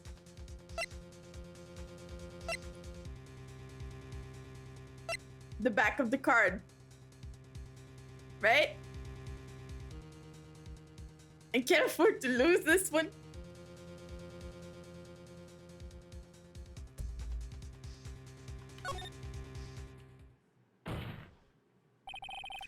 The card is important because of what's on the back. You wrote your cell phone number on the back, but that's exactly it. Can you please call this number from your cell phone? Huh? Right now? But court is still in session. It's okay. We'll see. Okay, if you say so. Is the defense preparing something, Mr. Wright? We're gonna call my cell phone now. And then the court will see everything for what it is. Of all the idiotic, stupid things to...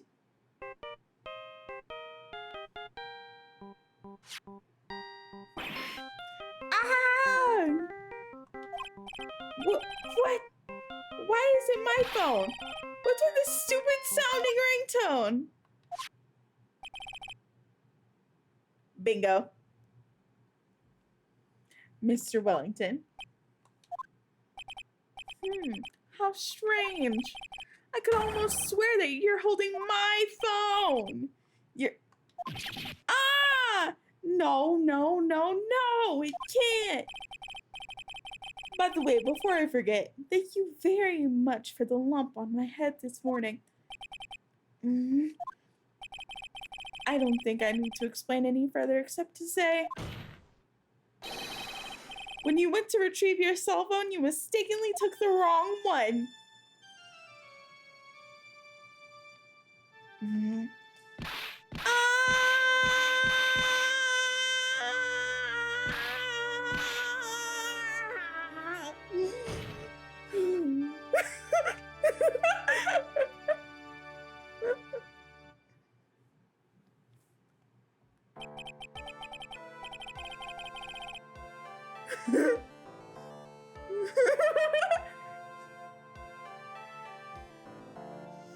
So that's what happened when you were knocked out by Mr. Wellington.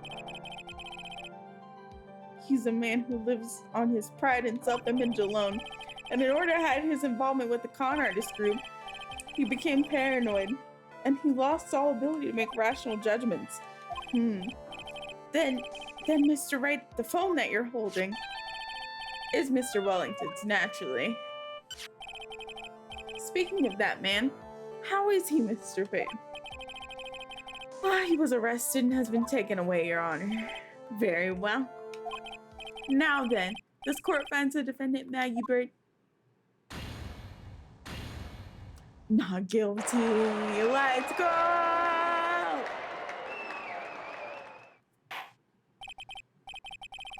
That's all. Court is adjourned. All right. Real quick, before we go to the lobby, I'm gonna go use the bathroom because I have to pee. I'll be right back. Now use your strong hand to stir it with a persistent rhythm. Keep going until the juices start to come out. Ma'am! Oh my god! Javari is the most terrifying place in the world? Because there's no wind there?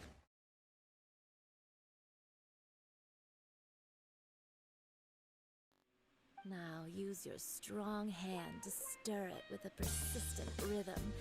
Keep going until the juices start to come out. Ma'am! Oh my god! Jafari is the most terrifying place in the world? Because there's no wind there? Oh, I just exploded myself. Love that for me. Men, fall back. The game literally just assassinated my Beto.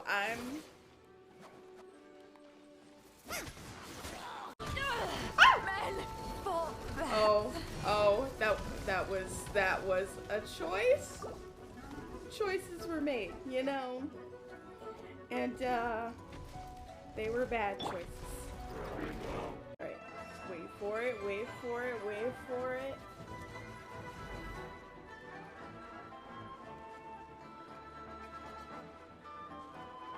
No escape.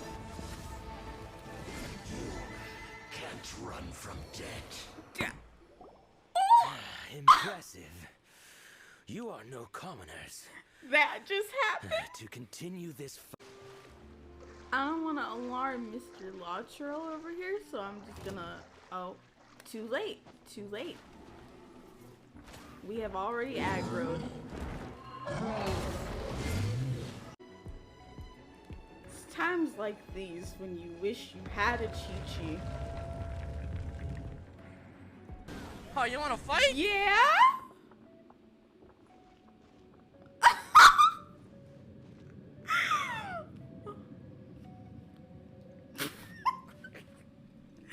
I'm so not ready for this. Oh no. Oh my god.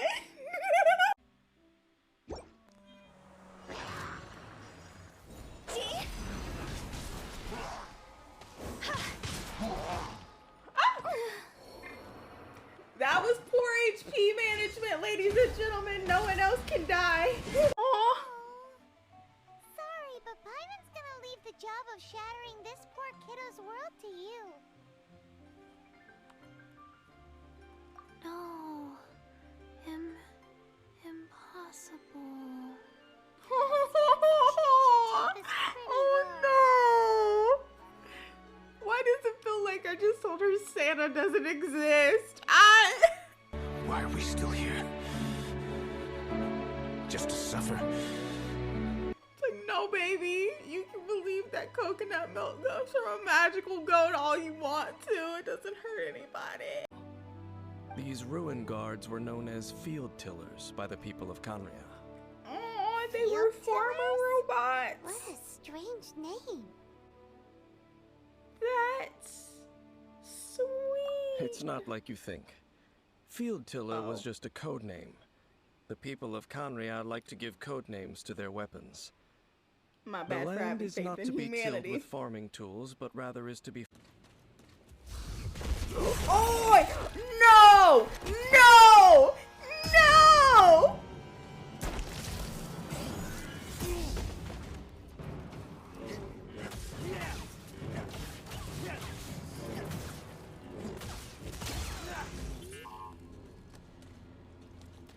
Burn. Burn. Burn. I'm a wee bit terrified. Please. Not this siren! Okay, move. Sir, please. Sir, please. Cow, please! Oh my god, did we die in the water? What the heck? Okay, we're respawning. R.I.P. to cow.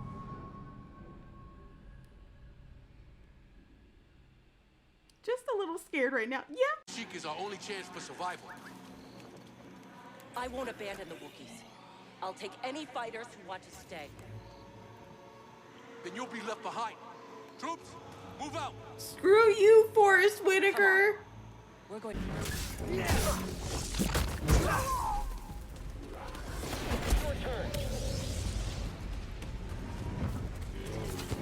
Reinforcements are on the way. Oh! Clip that. Clip that. Clip that.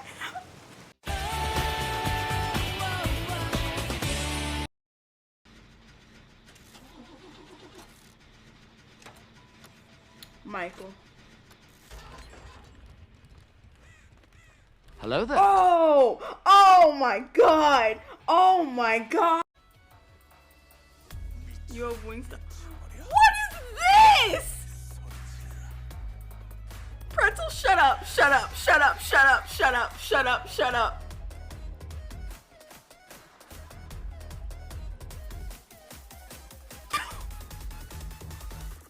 Excuse me?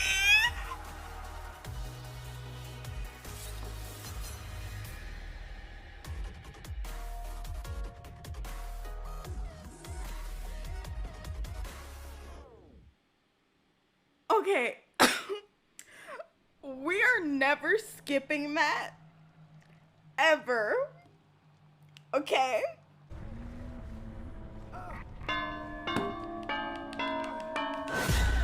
Go on. Oh, I wiggled! Oh my god. Go, go, go! I'm gonna wait for the house. Go, go, go! This starts again.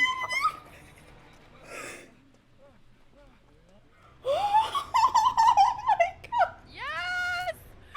Oh my god. Yes, yes! Nancy's doing a totem right now.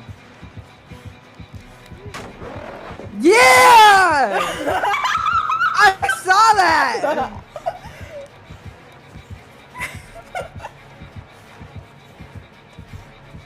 Smacked him. Nice.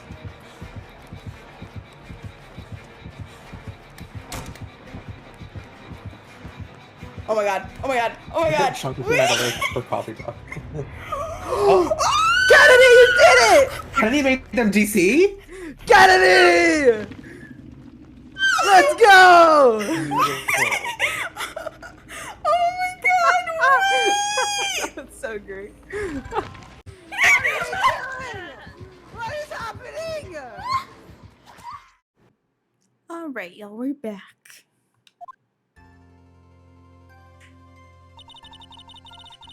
I knew the real you would shine through eventually. I'm so moved by what you've done for me, sir.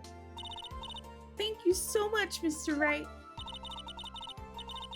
I feel really bad for Dustin. He didn't do anything to deserve this.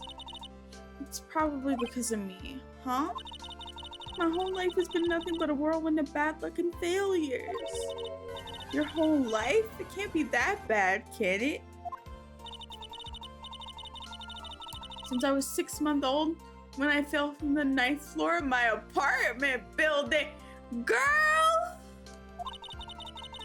I've been hit by all sorts of vehicles, gotten sick from all sorts of foods,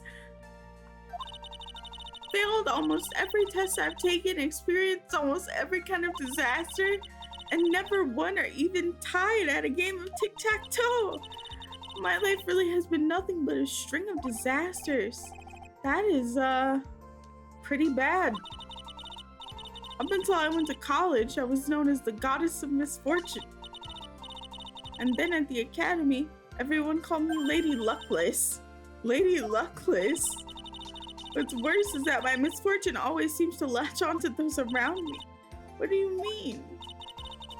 When I see someone in trouble, I always try to help. Oh, that's right. You were talking about this earlier. It happened again recently too, sir. There was an old lady pacing back and forth by the pedestrian crosswalk. I gave her my hand, and before I knew it, we were both having dinner at my house. Oh. I'm sure that Justin's gone because of me. That's not true. The glove didn't have any sort of special meaning. It was just a present to say thanks for covering one of my night shifts. Oh, I see. Everything's my fault. Dustin's death, your head being all messed up. Oh, well, I don't think my head is that messed up yet. I'm gonna find a new life for myself starting now. The next time we meet, I'm sure I'll have found a whole ocean's worth of good luck by then, sir. Yeah, after all, the Goddess of Misfortune is only a name. You bet. I'm gonna make it. I promise. Next time we meet, I'll only be an unlucky person instead of a goddess. Yeah, that's the spirit. Well, Mr. Wright, I should get going. Okay, good luck to you. Thanks. You take care of yourselves too. What a horrible day. I've gotten my memory back, but things are still a little fuzzy. But you're okay, that's what counts. You really had me worried. Come on, let's go back to the office. I'm afraid to ask, but here goes. So this might sound bad, but who are you? What? I thought you said you got your memory back. At that moment, everything really did come back to me. Detective Gumshoe. He's someone I had flashes with in the past during certain cases, but he's always been a good ally to others. The judge. He's lovable. A kind old man who's easily swayed by other people's opinions, but in the end, he always comes up with the right verdict. This person, I haven't got a clue.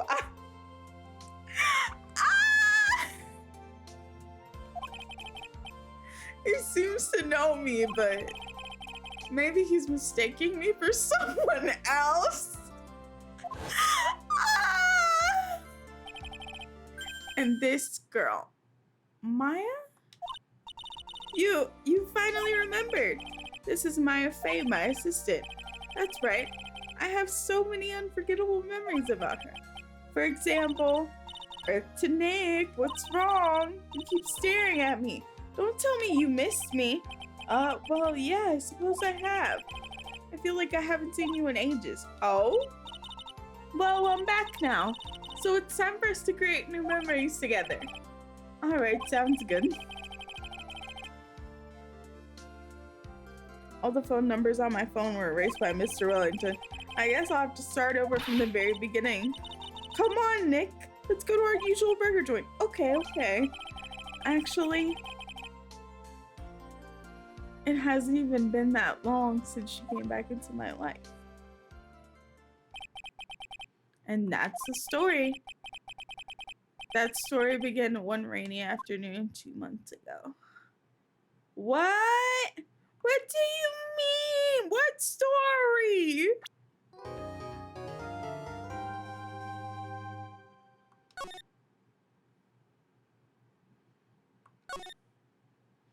Don't worry, we'll see Edgeworth again. They cannot be kept apart. The star-crossed lovers. It's impossible.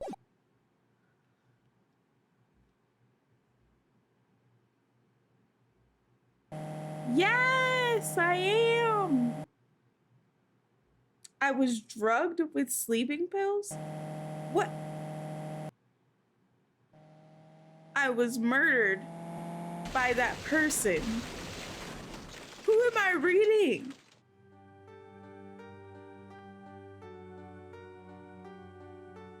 And that's why I took my revenge. It's only fair, isn't it?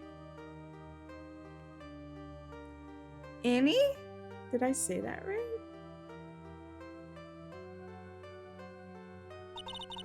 The classic Chronicles of a Ghost. I finally get to see you again, and it's not your fault. You didn't do it. No, I did it. I killed that person. But that wasn't you. It doesn't matter. It might as well have been me.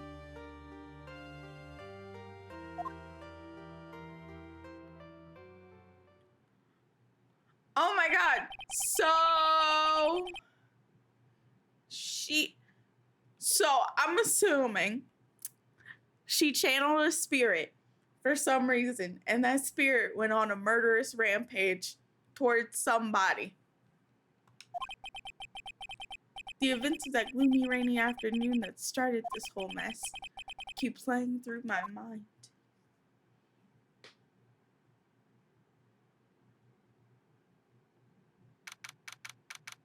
June! Not my birth month.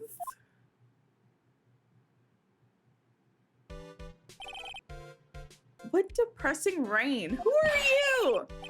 Do you understand how depressed that makes me? Do you? I guess. But actually, more than being depressed, I'm angry.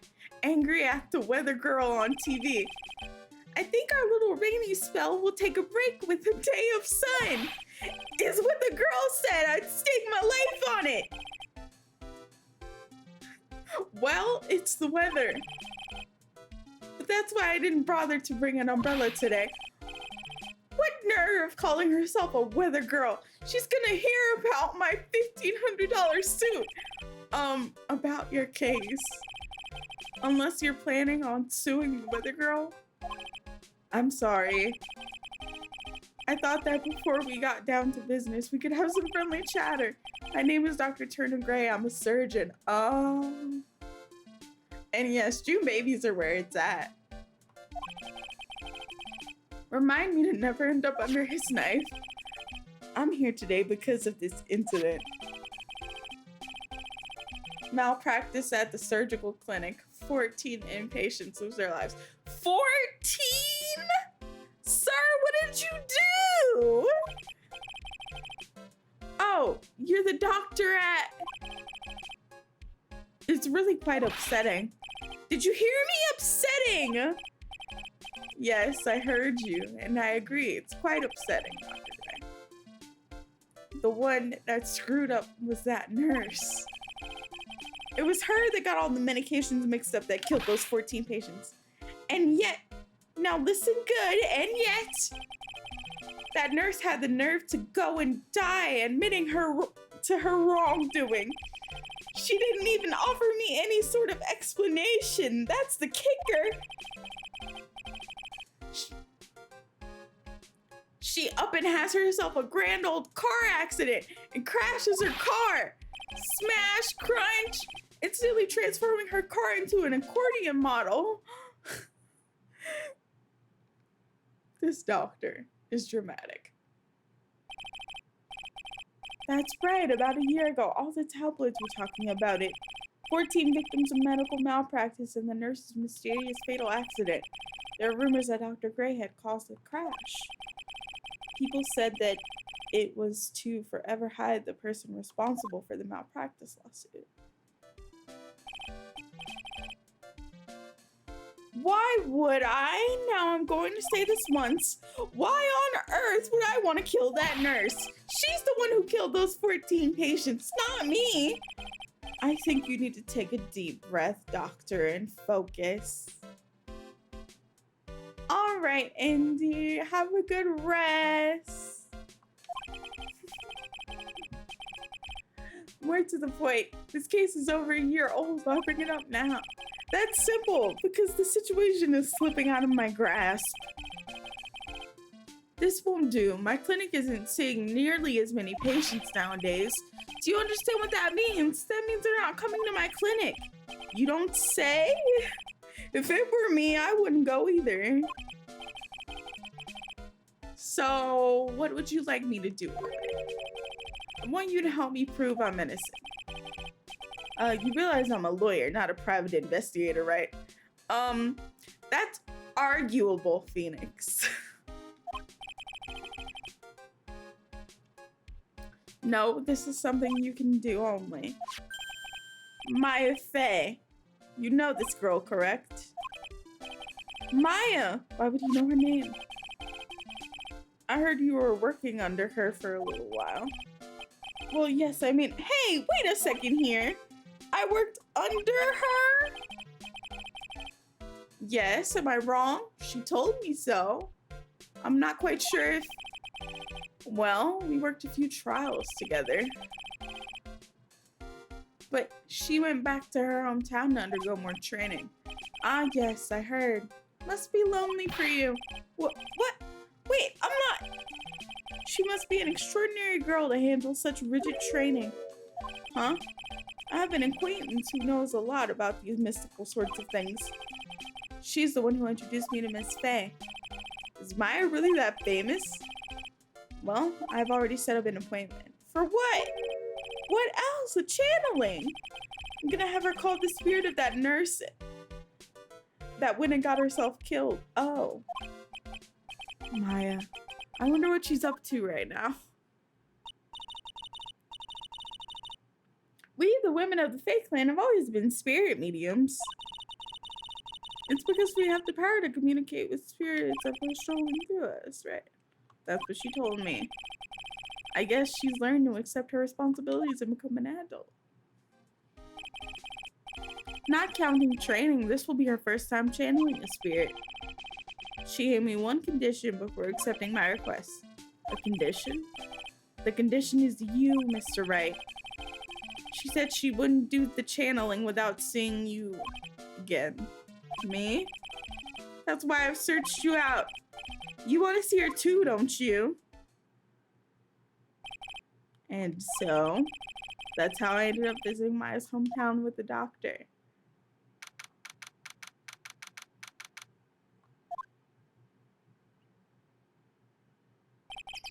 Yes, let's do a quick review.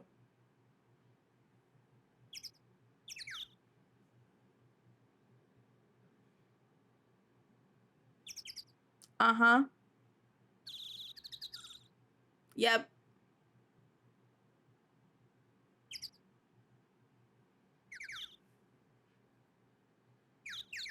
Yep. Yep.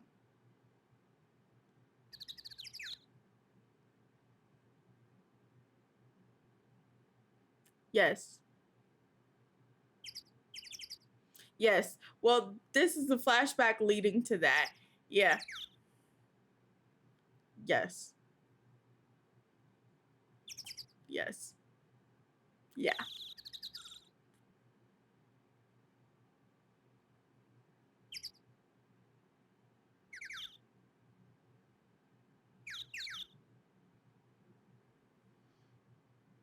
Mm-hmm.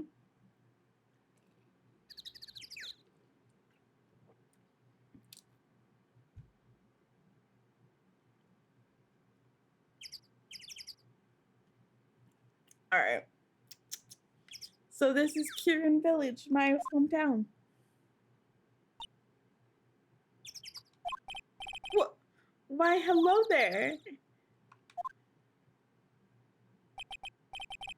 What an odd little girl. Hey, wait up, Pearly. Someone else coming this way. Nick! Maya, how are you? It's good to see you again. Wow, I didn't think you'd really show up. It's not that big of a deal. You made it sound like you were so far away. Well, maybe I exaggerated just a little. It was only 2 hours by train. If I'd known you were this close, I would have visited more. No, you're not allowed. I already decided, you know. Until I become an adult, I have to work hard to be strong by myself. Oh, well. Anyway, congratulations. I'm glad to hear training is going well for you.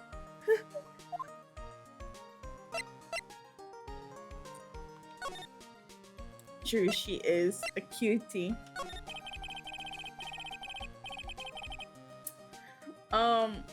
Looks like you're finally becoming a full-fledged medium. Yeah, I didn't think it would be this soon. But this case, do you know the messy story behind it? Behold the power of Maya Intelligence Network. Let's see, 14 people died because of the malpractice on Dr. Gray's part, right? And to pin the blame on the nurse, who killed her in what appeared to be a car accident. Huh? So what's this Maya Intelligence Network anyway? The tabloids. That's what I thought. I'm just pulling your leg, Nick. What really happened is the exact opposite. I heard all about it from Dr. Gray. Oh, come on, Nick. I wouldn't take a crazed killer as a client. That's too scary, even for me. Yeah, I guess so. So this is your hometown, huh? Yep. Kirin Village. But I've always heard people call this place Medium Valley too. Interesting. Everyone that lives here is a spirit medium? Pretty much. Most of my ancestors were too, I think. That's probably true since the Fae ability to communicate with the dead is so strong. Actually, the only women of this village are mediums. Only the women of this village are mediums. So what do the men do? They usually work someplace outside the village. What's the girl? Oh yeah, I wanted to ask you about the girl earlier. Do you know her? Oh, you mean Pearly? Pearly? Pearl Faye, she's my cousin. Oh, how cute! Isn't she adorable? Just like yours truly. Cousin, wait, that means, is she also a... Yep, she's a medium too. Pearly's a real genius when it comes to channeling. I see. I hope I didn't scare her when I tried to talk to her earlier. No, it's not you. My aunt drilled it into her head that if a suspicious looking person tries to talk to you, run away. Suspicious looking? Well, you're not wearing training clothes for starters. Of course not. Pearly's my aunt's most valued treasure, so she's not allowed to go outside of town. She doesn't know much about the world outside of the village. Aunt? Pearly's mother is my aunt. Duh, come on, Nick. Well, Nick, I better get going. It's about time for the channeling to start. Huh? Oh, yeah. I'm doing the channeling in my house, so come on in, okay? After I'm done, we can grill up some juicy burgers. Alright, good luck, Maya. Thanks! Well, at least she's still the same perky Maya.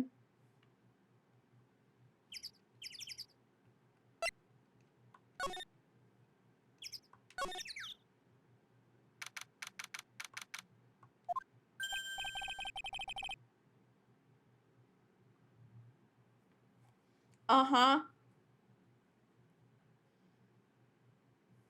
Yes. Allegedly. Mm-hmm.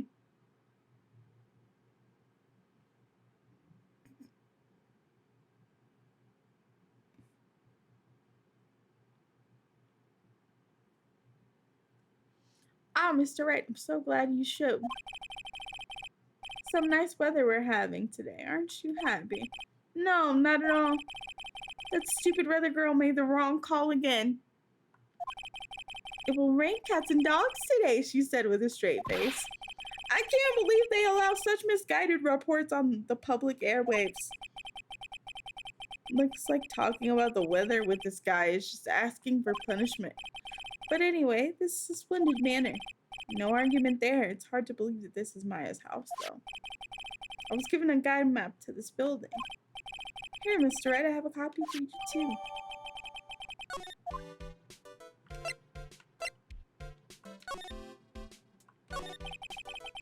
What are you going to do once the nurse spirit has been called?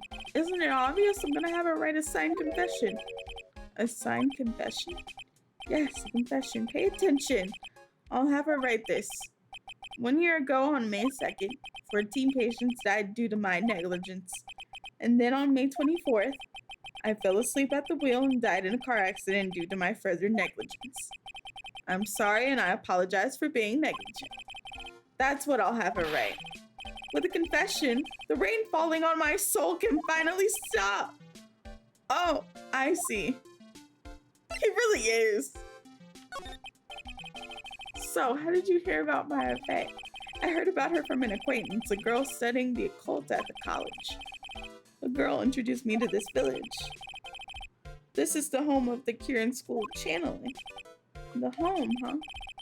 Maya is the daughter of the master, I hear. Master? Anyway, do you see that door? That's the room where people and spirits meet. Miss Maya's aunt is in there right now. Would you care to meet her? Interesting.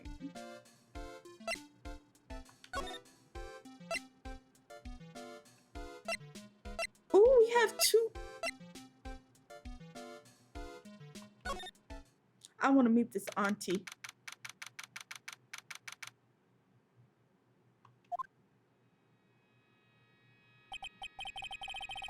Wow, it's such a strange atmosphere in here. These flickering lights, I guess they're candles. Oh, good sir. Who might you be?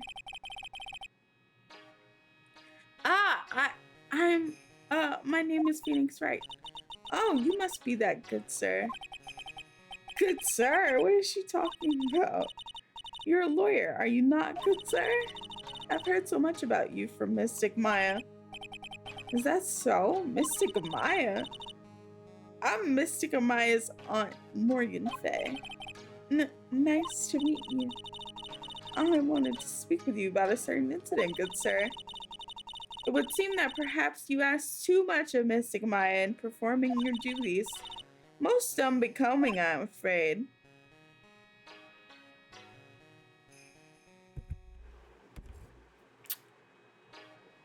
Is she's trying to do that thing where abusive parents sneak to the side and are like, my child's extracurricular activities that she really enjoys, yeah, we're gonna have to stop doing those. Teehee. Is that what this is? Don't tell me you've already forgotten. That was it, not for Miss Sinwai, her assistants. You would surely not have won. First a girl that runs away, and now an old lady who says I stink at doing my job. When did I become the poster boy for how not to make a first impression? The past is the past, though. Let us speak of the present now. Ah, thank you.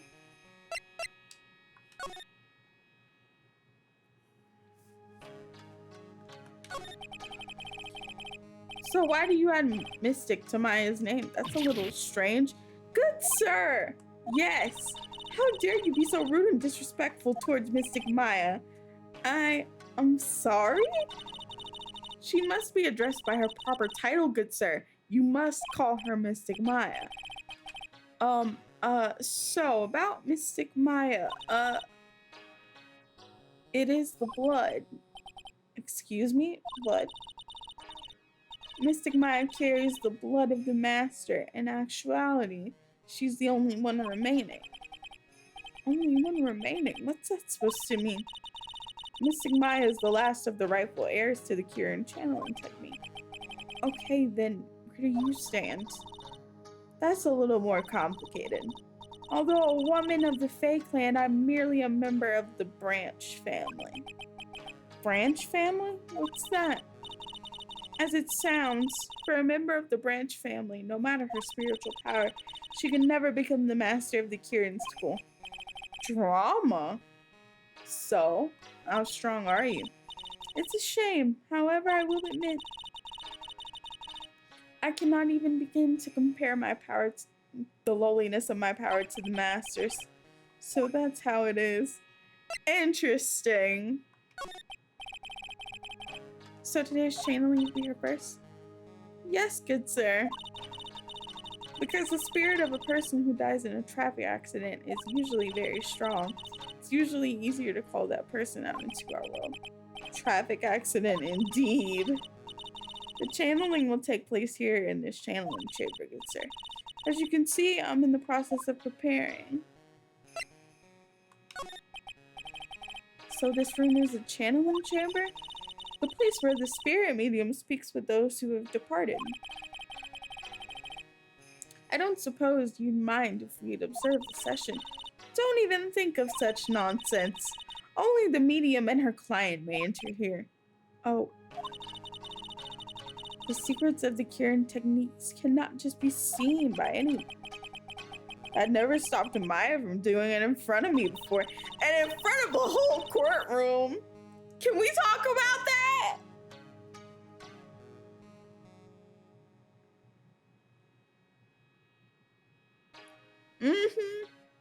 It's also for your own safety, good sir, if something were to go wrong. That is why, while channeling is being performed, that door is secured. Oh, that's what the lock is for. Oh, yes. I wonder if you have yet to meet Pearl, good sir. Pearl? She's an adorable, angelic young girl. Oh, that's odd. She's my daughter. Now then, what was it you were about to say? What a cute daughter you have.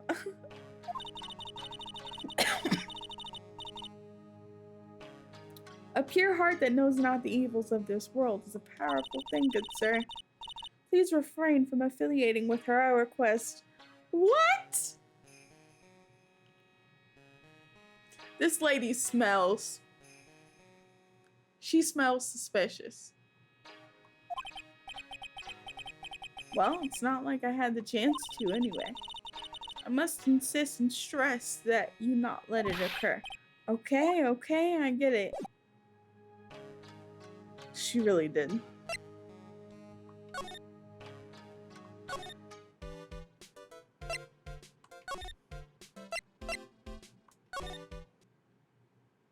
Yes.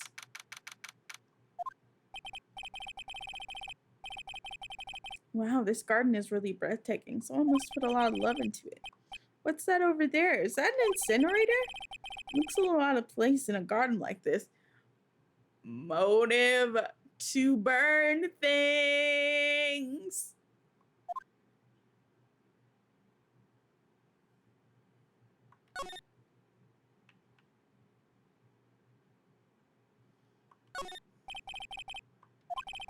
Okay, that's an urn.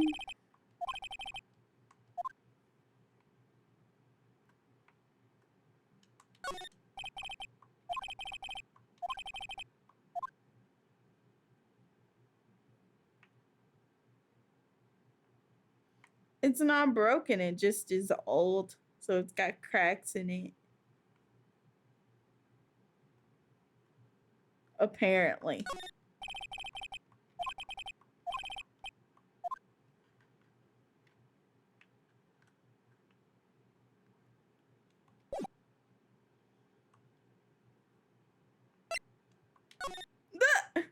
Please.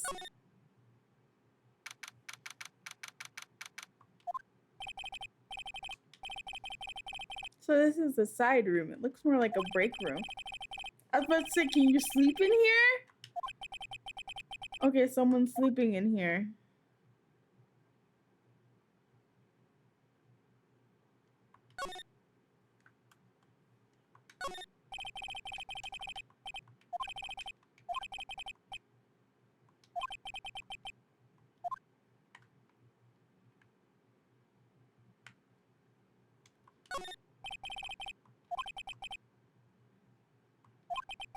It's a souvenir. Okay. Oh! Hey, you! Hold on now. This girl's had a few questions to ask. Ah! Thick as grits! How you doing? How you been? I haven't seen you in what, a year? You were, you're a lot of heart, right? Bingo! I'm the one and only paranormal photographer, a lot of heart. Right, she did say she was gonna be a paranormal photographer. Oh my god. Ah, so I guess you're still at it, being a photographer, I mean. Of course! And today, I'm gonna get myself a real scoop. You wait and see. Oh, that's right. This ain't no time to be wasting time. The channeling's about to get started. Is it that time already? You should hurry up and get to the meditation room. What are you waiting around for? Come on. Well, the heart, huh? I've been judging her harshly because of that case, but I guess looking back, we had some good times too.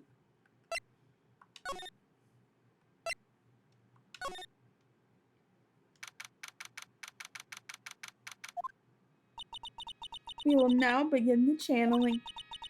Miss Stigmile and honored guests, please proceed into the channeling chamber. With this, I can finally swat all those pesky flies once and for all. You hear me?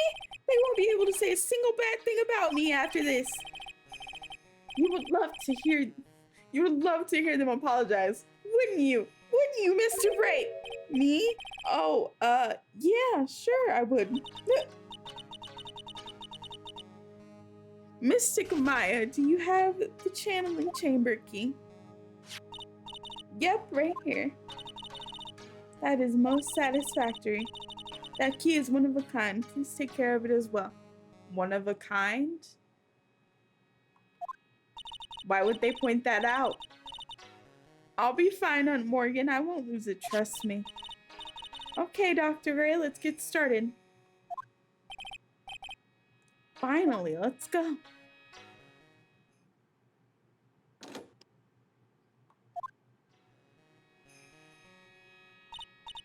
Now, let us wait patiently out here for them.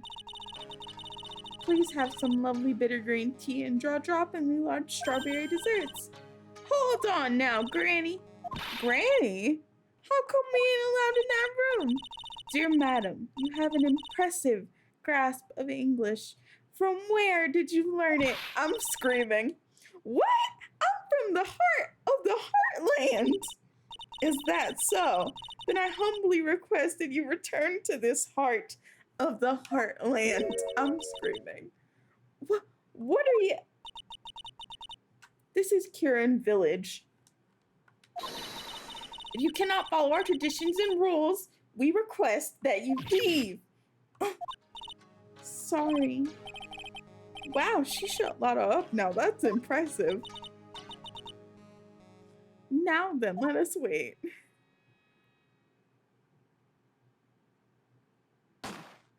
Oh! Hey now! What was that just now? Came from inside the channeling chamber. Hey, that was a gunshot! Excuse me? I heard that sound before. It's a gunshot. I bet my afro on it. Maya's in there. Break into the chamber. Screw it. Well, Mr. Lawyer, what's the plan? What else? We gotta break in. What? But there's only one key. That kid's got it. We're gonna have to break the door. We're gonna break the door. Is that all right, Miss Faye? Well, yes, but there is one matter. That is, don't try to stop me. You can send the repair bill to the Writing Code Law offices later. Yeah, now that's what I call being a man. I'm screaming.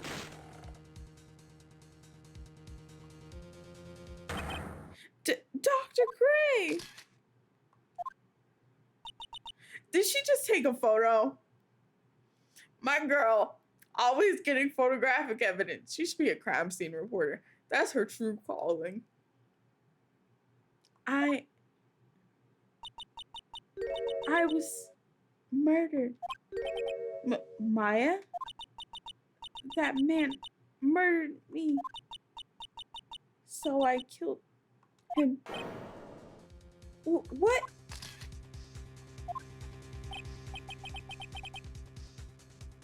Lotta, at a time like this, times like these are perfect for snapping up shots. But anyway, what's going on here? That girl, is she Maya? Step away from there. Please leave this area to me. Go quickly and inform the police. But hurry! Before there are more victims here. Hey, let's go, city boy. Leave this to the granny. Convenient that she wanted them to leave. I'm just saying. My cell phone doesn't get reception way out here. Ha! Convenient! So I ended up using the phone booth to call the police. And they're on their way. That's good. Lottie, I saw a genuine mysterious phenomenon. She really seems to be on edge about all this. Not that I blame her, I'm scared to death by what's going on.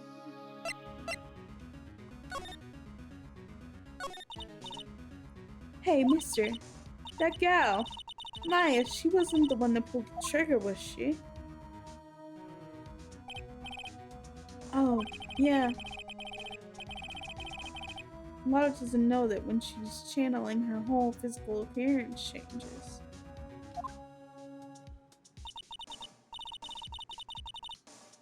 Then again, weren't there only 2 of them in there? I reckon she must have done it then. That is right! Wait! Maya's whole form changes.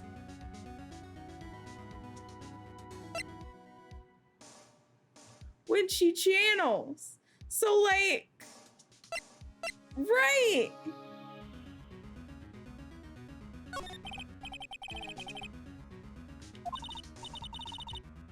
Not much, but I did some digging. That's one gent with a bad reputation. Really? I hear he's good at surgery and stuff, but his personality stinks like a wet sheep. I sort of got the same impression myself. He's real controlling. Yeah, he was. Yeah, he was. That's who she murdered. Supposedly. Soon as his nurse or patients don't do what he says, he starts a hollering. Must have been real rough to work for him.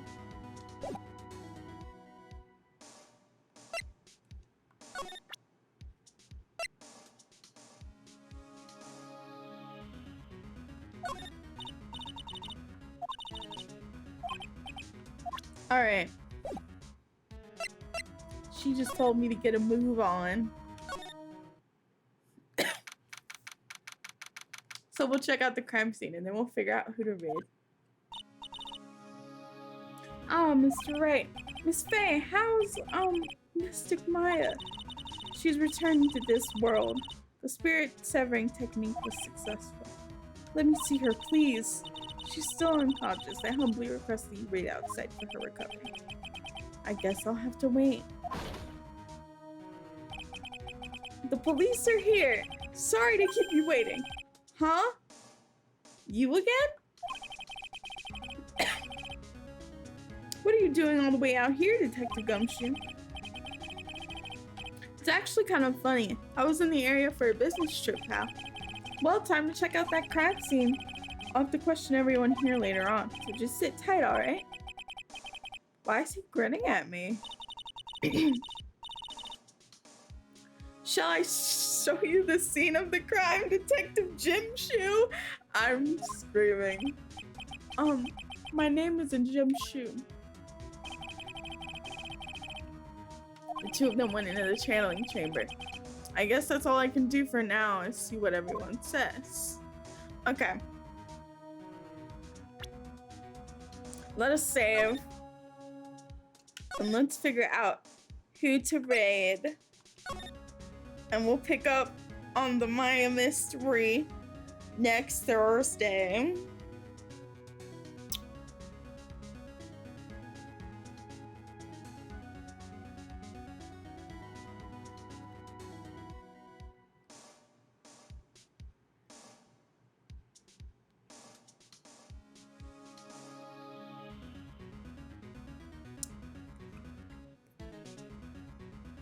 I see She Gamer as well.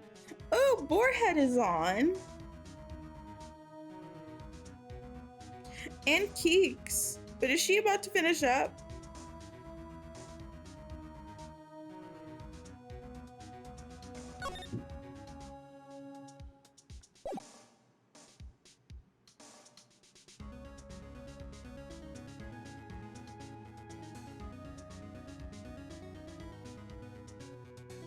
Alright, we can do that.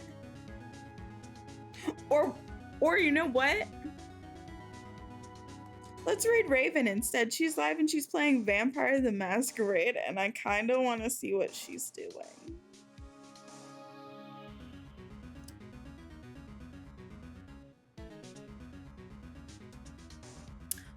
Maya has officially murdered someone. And now we have to talk to everyone at the crime scene. But we're gonna save that for next Thursday. Allegedly. Right. So, I will see y'all Sunday in the Discord for movie nights if y'all are going to be there for that. Be sure to copy paste the right message and say hello to Raven for me. Alright.